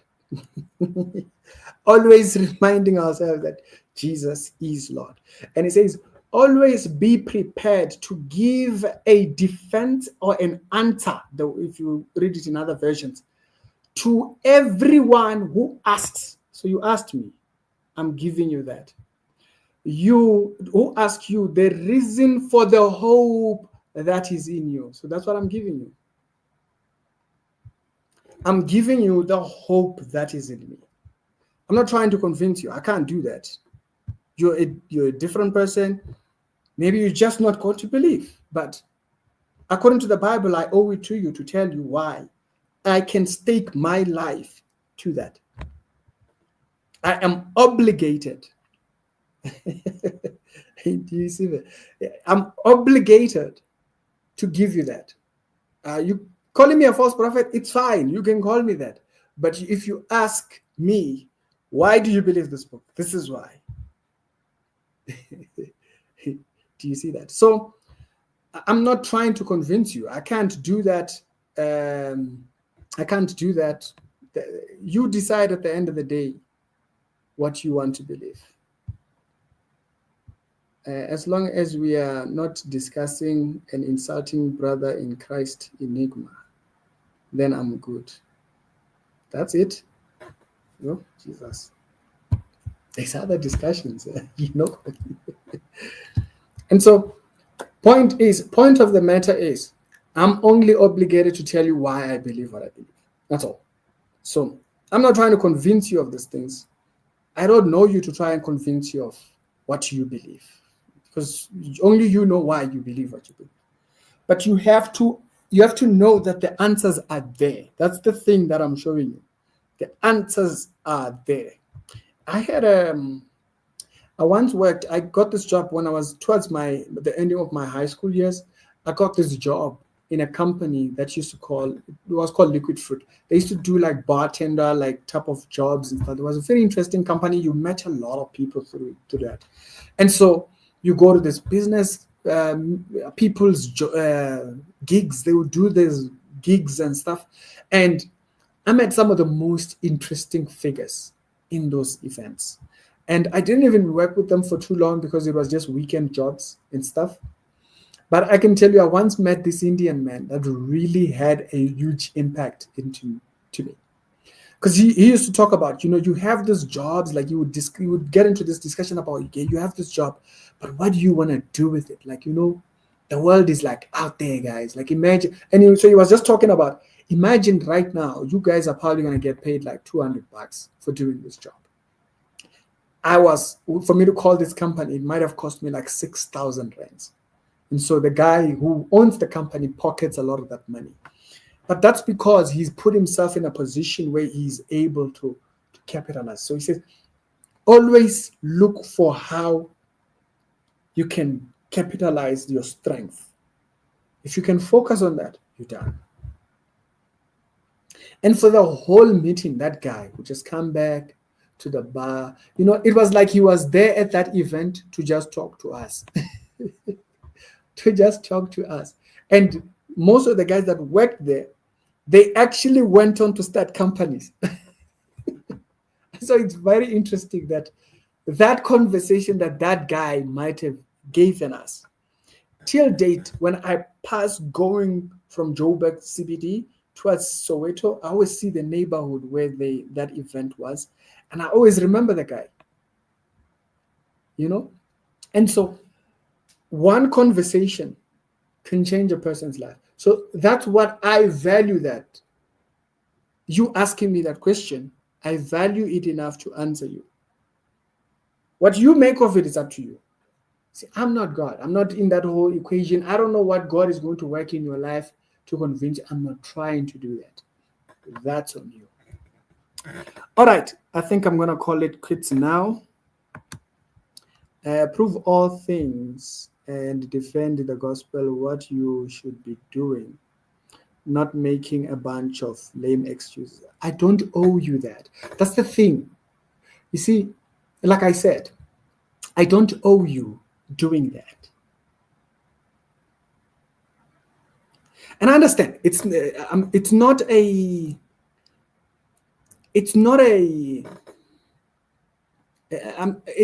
an attack on you. Don't take it like that. But I don't know you to owe you that. That's so important for you in your journey. You are on your journey, whether you're on your Rastafari journey, or you're on your African decolonization of Christianity, or whatever journey you're on, I don't owe you presenting what you think I should be doing. I'm doing exactly what I should be. Like I showed you, I give answers for what the faith is.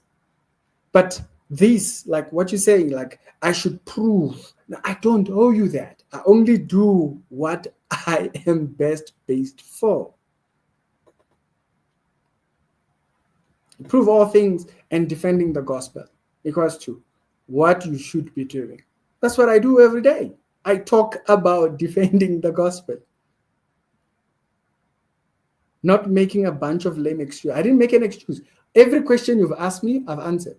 Every question you've asked, I've answered. But do you notice something?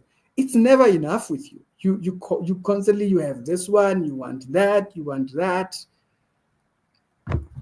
I don't owe you doing that. You are the one that should go and seek that information, right? I owe it to myself to be true to God and answer where I know someone has a question. But convincing you, I can't do that. Like I said, I don't know you to want to do that for you. And for you to feel like I have to do that, no, I don't. You believe what you believe because you have convinced yourself of it, right? So what needs to happen is you go find the answers. I had certain questions. My questions was, which religion is big? That's why I focus on doctrine on my channel. My entire channel is doctrine. Why? That was my struggle. I don't have your struggles. I didn't have a struggle of poverty. I grew up in a middle-aged home, nothing. We didn't have wealth. The first guy that I can literally remember, the first person who bought a cell phone in my house.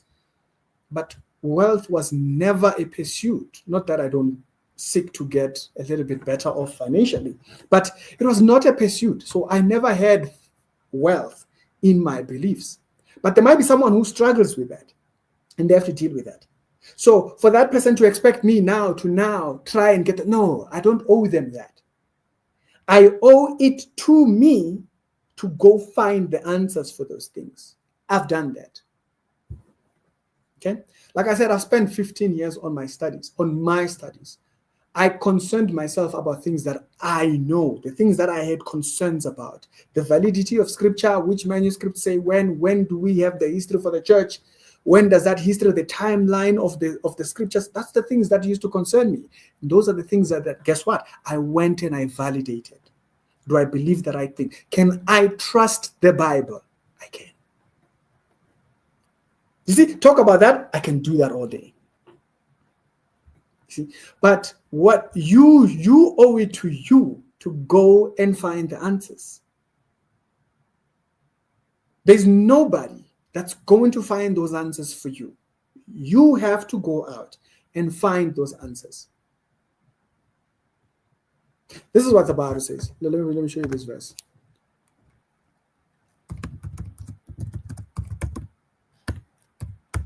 Thing says the comment section is weird today. Leadership, you're making me laugh. Where is that comment? I saw it. The comment section is weird today. It's all over, leadership.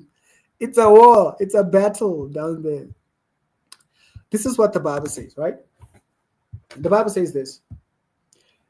It says you do not interpret prophecies with contempt, and so we should treat it as something. He says, but test all things and hold fast to that which is good. Abstain from all forms of evil. This is what the Bible requires us. Our journey is this. This is our journey. We test all things. So we test the things that we have questions about. But notice, he's telling you to do that. He's not telling you to get others to do that for you. No, he's telling you do that. You test all things. Right? Like right now you're saying, I'm a false prophet. Okay, based on what? First, we have to describe what is a prophet according to the Bible, right? Which things have I taught or said biblically that you can prove that Ricky is wrong on this? You haven't presented that. But when I present something You don't like it. Yeah, I've tested the things that I had questions about. So, guys, I gotta go. Let me leave you guys to thinking. It was an interesting discussion today. It's an interesting discussion. It's not about me. It's about you faithfully obey for sanctification. Remember, not the no. You mean the verse says to answer for the reason of the hope that is in me. So the verse is not about sanctification. The verse is saying I should go and study so that I can answer the hope. You see that the center of this verse is for the hope that is in you. It's not to convince. The point of me quoting this verse was to highlight for you. The verse says, when you're asking about why do I believe this, that's it. So I am faithful at that because I answered. So now you don't believe. Why? You go find those answers. And then, at the end of the day, everybody is an evangelist one way or another. For some people, they are an evangelist for disbelieving and so forth. But for me, I'm an evangelist for clearly what you see on this channel.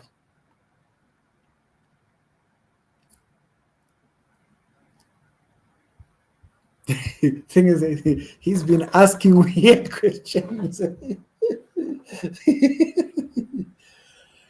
Yeah, he's asking questions that we answer, but he doesn't like the answers. But then he's not telling us what the opposite of the answer is. And so that's why I'm saying there's a reason why you don't believe. That why do you then entertain believing?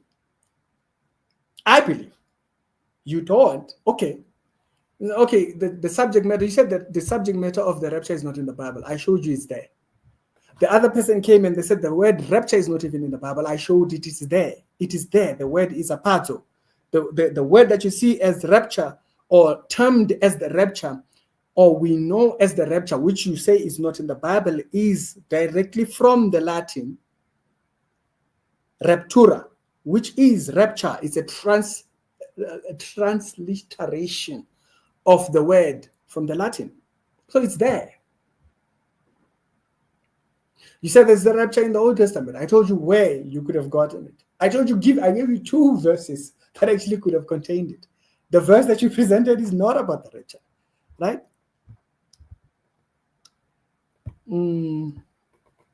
That it has been a word.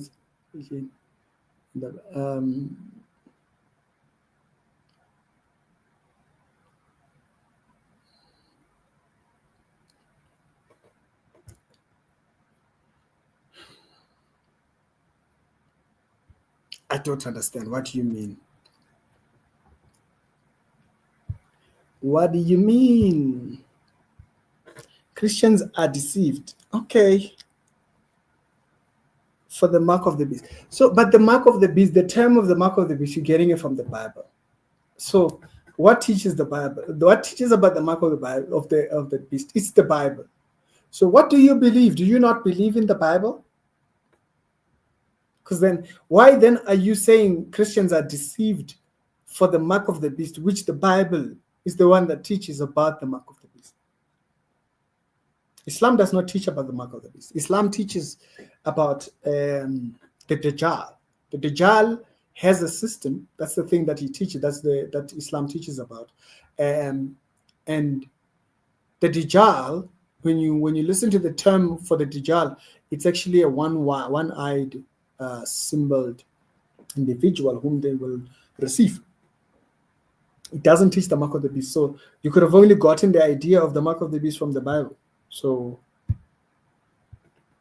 no, he has not. He's been running, making excuses. You asked about the rapture. I proved it. I proved the verse. And I showed examples of what verses actually define the rapture. Okay, let's move past that. So let's talk about the mark of the beast thing before we go. The mark of the beast, the term of the mark of the beast, or the idea of the mark of the beast, where do you get that? Outside the Bible. Since you are saying Christians are deceived for the mark of the beast, you're getting that way.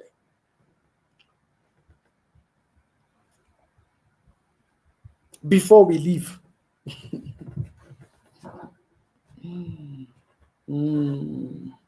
Before we leave.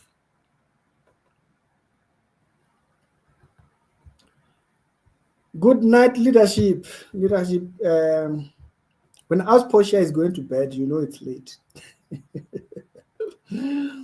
When House Portia is going to you know it's late. Oh my goodness, it's past 11. Oh no. We gotta go, guys. We gotta go. We got to go.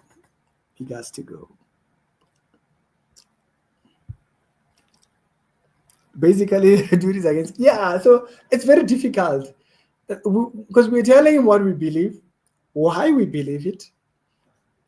We prove the things that we teach are in the Bible, but it's not enough. When we answer, it's not enough. So, what's the discussion then?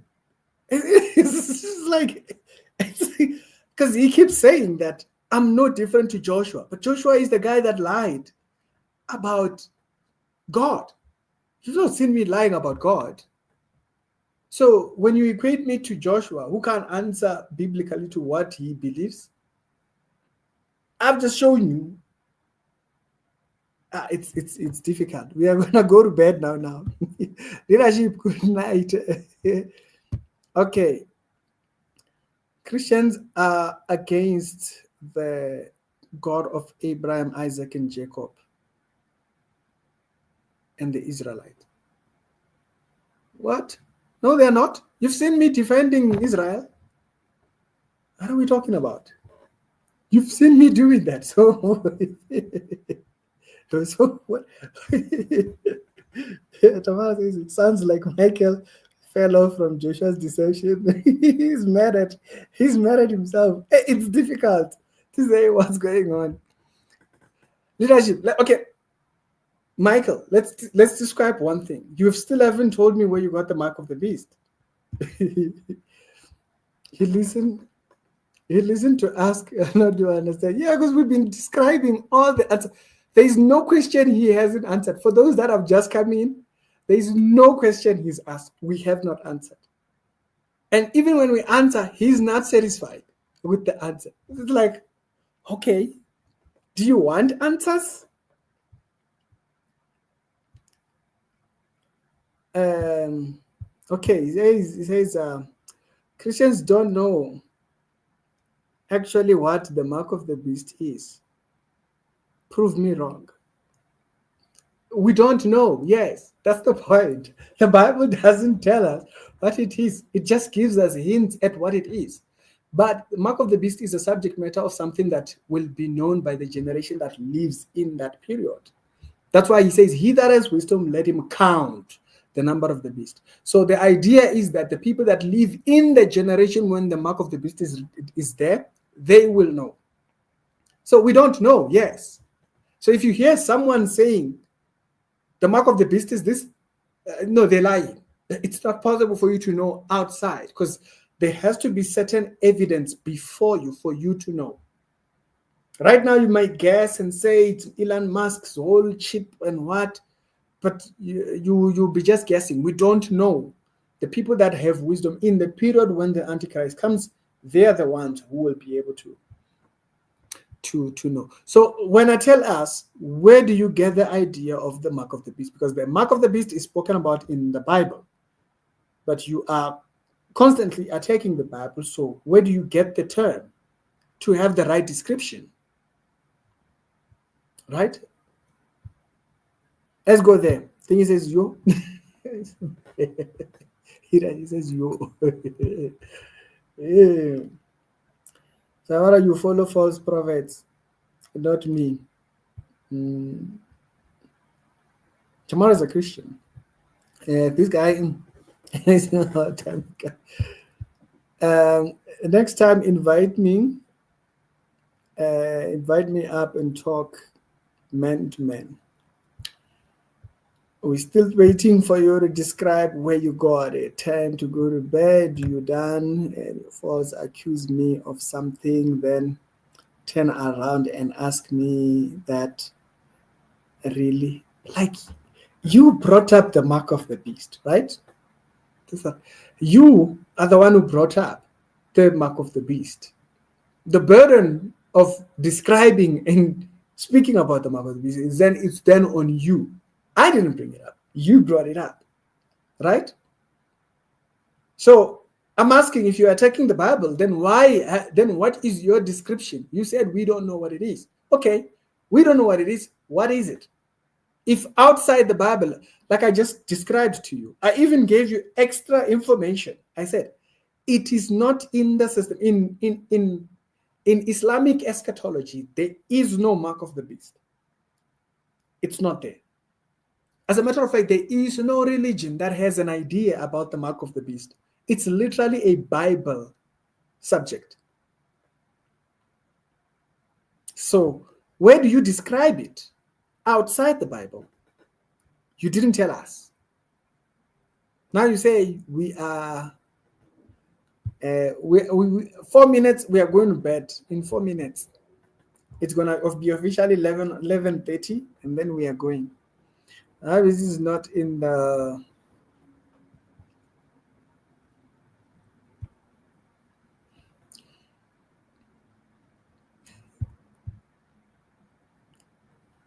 Okay. Okay. So I see where you're going with the definition idea. That definition has many problems. That definition is, you see the things that you're bringing up. I've studied all those topics. See, if you started there, we would have been almost done now. You know, the idea you're talking about is the Greek letters, how the Greek letters represent or show themselves pertaining the mark of the beast. And the idea comes from, let's start there. The idea came back in 2008, 2009. That idea, the particular idea you're talking about, of highlighting the word stigma in the word 666. That subject became popular in 2007, 8, 9 by a man called Walid Shoebat. Walid Shoebat was a former Muslim. He was part of the terrorist organization and Hamas and all those type of things in the 80s and so forth. And so Walid came up with the ideas that it represents in the name of Allah, because in the Greek letters it looks like, so psyche stigma, which are the letters for 666, look like the symbol for Islam. So the idea you're talking about, I know it. I didn't pull up anything. I didn't have to pull up anything so that you know. I know the ideas. I know those ideas. So you see, this is why leadership, when you are speaking to me as if I don't know those ideas, or because you think I don't know them, right? So I didn't have to pull up anything when you brought it up. The moment you mentioned the Sigma thing, I knew you were referencing the link of that to the Eastern idea of Islam, or the Catholic, what do they call it? Magna Carta thingy and all that. Yeah, that has nothing to do with it. That has nothing to do with it, because those are Roman ideas. There's nothing about the Antichrist that's particularly Islamic in nature. Yes, he is a Gentile and all that. But apart from that, we don't know. We don't need to be even speculating those things. But yeah. So the ideas you're talking about, I know them. I know the ideas. When you are highlighting the stigma thing, I know the idea. I've seen the ideas. It doesn't work. It doesn't factor out a lot of things. Islam is a problem right now, but by the time of the Antichrist, Islam is clearly not there. Islam cannot share authority. Islam can't share authority, but to the Antichrist, Islam is no challenge.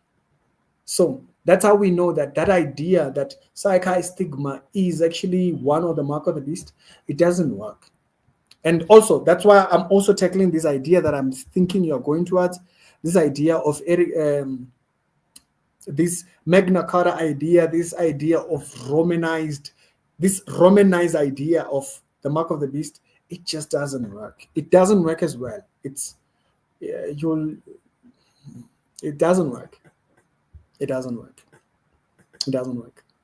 We don't know bear in mind this. We don't know who the Antichrist is until the rise of the eight kingdoms. So there's the 10 kingdoms, there's then the 3, then there's the 1, the little horn is the one that comes up, and that's where you get the Antichrist. So you don't know who the Antichrist is until the rise of the 8 kingdoms. Where are the 8 kingdoms?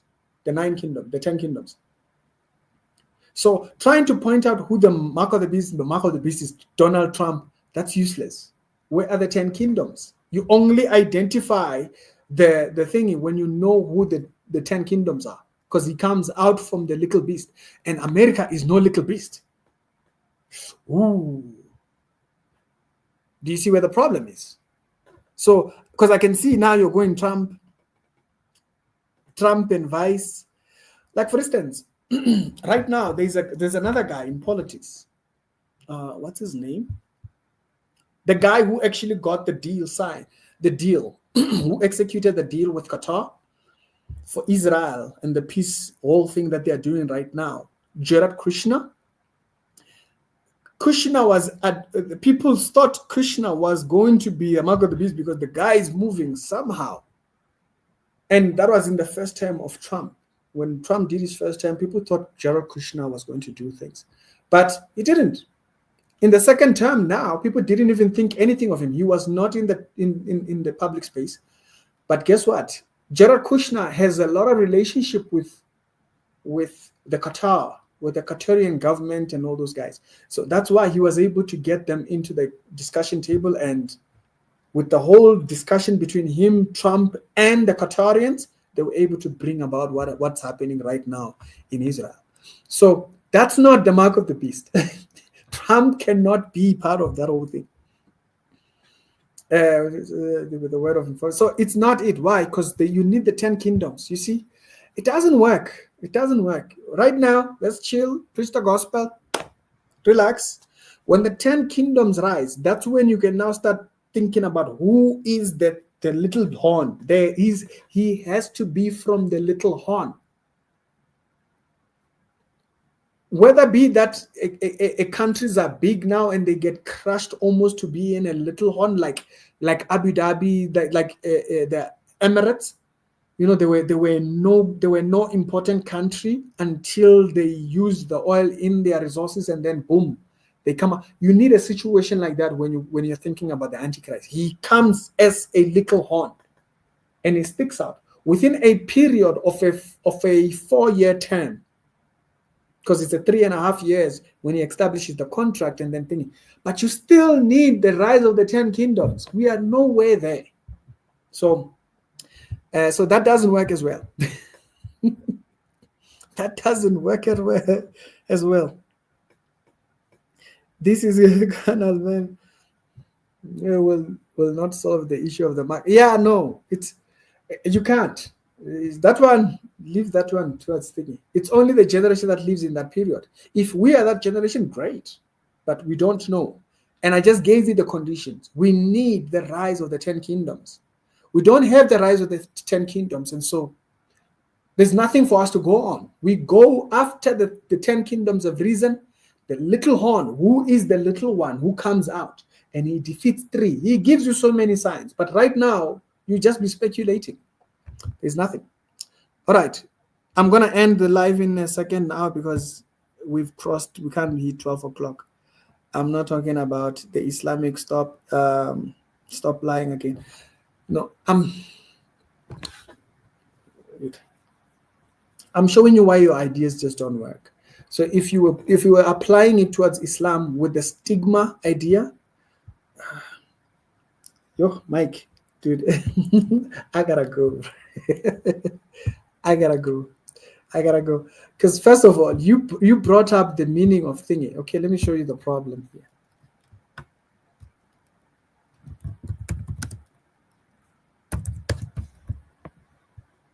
Okay.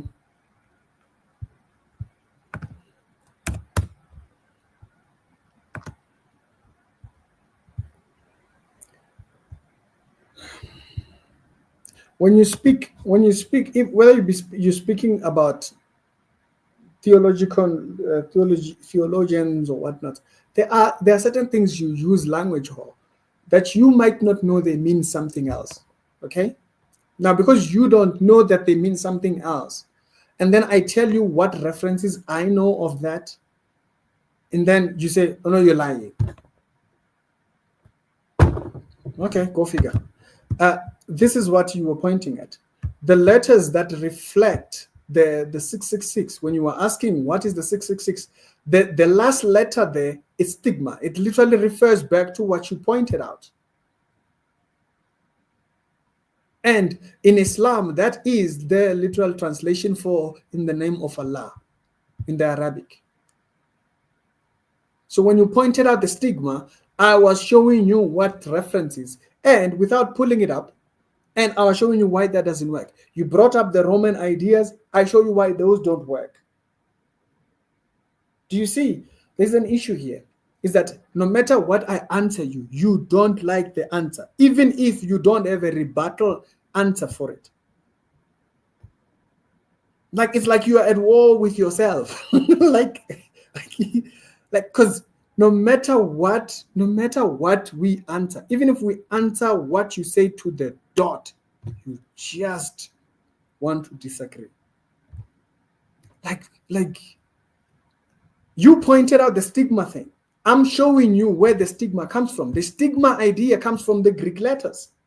I thought you were talking about that. And I was showing you why that idea of Islamic thingy within the Greek letters, that maybe you didn't know, I don't know. You pointed out the Greek thing. It's the stigma letter, the last letter in thingy, in the 666. So I'm showing you why it doesn't work. Now I'm lying. You see, this is why sometimes when people come in the comment section, we give them this time, okay? We given you all this time answering. We should have been gone here by 11 o'clock. We gave you all this time, we answer you. This is why sometimes you see me not answering certain people in the comment section. Because even as far as we go to giving you answers. So if you come, I'm just giving you the example. Next time you might come up in the comments and I won't answer any of the comments because it's clear that you do not want us to have a conversation in it. Why should I waste time? You'll come up and you'll ask things and I will not answer. Because even when we give you time, you still are here telling us that we are lying. And I'm showing you where the ideas come from. You bring up the stigma thing. I answer to the stigma thing. And I show you why it doesn't work. I'm lying. What am I lying about? Like, are you just commenting? Are you maybe leadership is he's smoking. He's smoking the Zaza. Leadership, what's going on? Like what's a conversation to you? No, dude. I'm just showing you that next time you come in the comment section, don't be shocked when I don't answer your questions. Okay? We should have been done here by 10 o'clock, by the way. But I kept answering to your questions. So we gave you an extra 1 hour, 30 minutes. Right? And then you are saying, you're just dismissing everything. So this is why I'm telling you. You see, you are proving exactly what I was saying when I said, I can't convince you. Because a person can be too much work. Only God knows you. Me, I wash my hands. End the show. You are a runner. You're going to just keep talking. At this point, you're just going to keep talking. Because there is no answer for you. But anyways. So next time when you come to the show, if you see me not answering your question, it's because of this, right? Because when we give you the answers, You don't care. I answered your psychi stigma thing. You raised the question, you didn't even give a follow-up. Like, do you care about the questions that you ask? You asked the question, Michael. I want you to see how disingenuous you are. You raised the question, I answered the question. But because you don't care about your own questions, and then you want to tell me to convince you.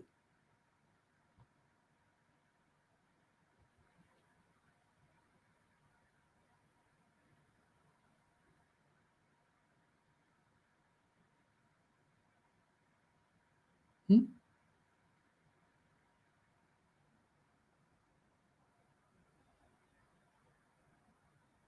You don't care for answers. You've made up your mind.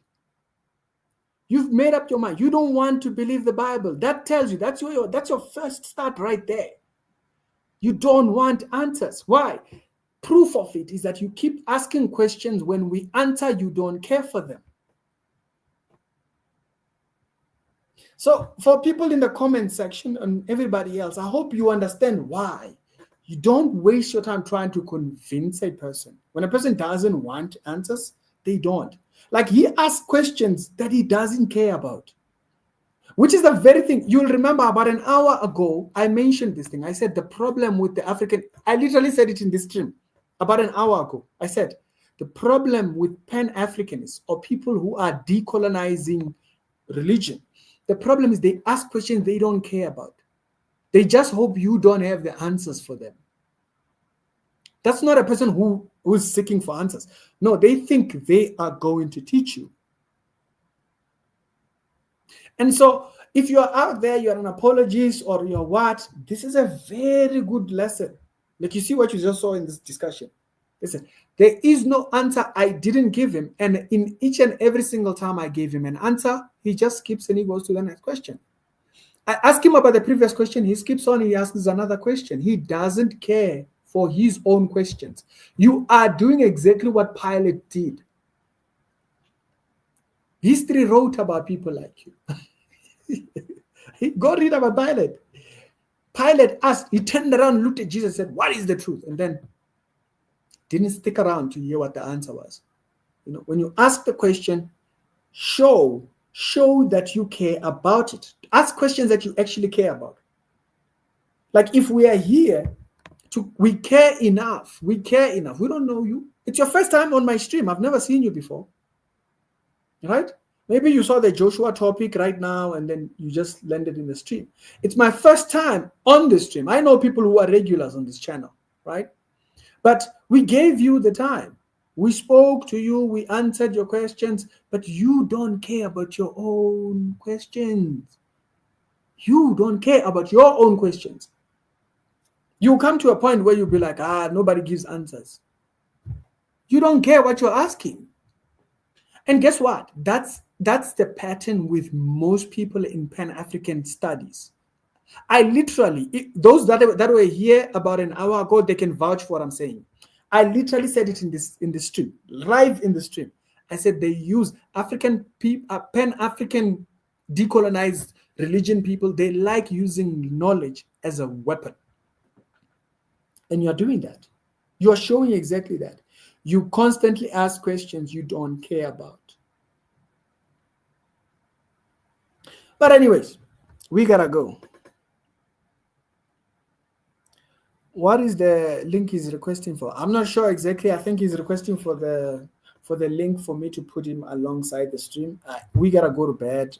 We gotta go to bed. We gotta go to bed. We're not doing that. We ain't doing that. Ask questions that you care about, because you might actually find people that actually know the answers to those questions and give you the right direction, and then you can go on about your thingy, right? I'm not convinced I'm trying to convince you. I'm going to sleep very well. I'm not going to be like, why couldn't I convince that guy? No, I'm not. I've not told myself that I have all the answers, so I'm not trying to convince you, because I don't know what will convince you. Only God knows. But if you ask questions, Mike, if you continue to ask questions you don't care about, that's what you're doing right now. All those questions. You're asking about the rapture, you're asking about the word not being in the Bible, you're asking about the mark of the beast. You ask about so many topics. You are displaying exactly what I was saying. Pan-African decolonized religion people, they like to use knowledge as an argument, as a PowerPoint. You're using knowledge the wrong way. No, knowledge is not meant to be used like that. It's not a weapon. Knowledge is for empowerment. You guys use it as a weapon. You were hoping that I don't know those topics. That's why when I answered them, you skip. I answer, you skip. Why? Because you gotta find something that I don't know. You see, when you said there is the rapture in the Old Testament, you were hoping that I didn't know. And even when you brought it up, I quoted for you, there's two other areas where there's something like rapture in the book of Ezekiel. Nope, you were not going there. You were referring to a different verse. I even gave you an extra thingy, and I said there is one in Zechariah. But because you don't care, you're asking questions hoping that I don't know them.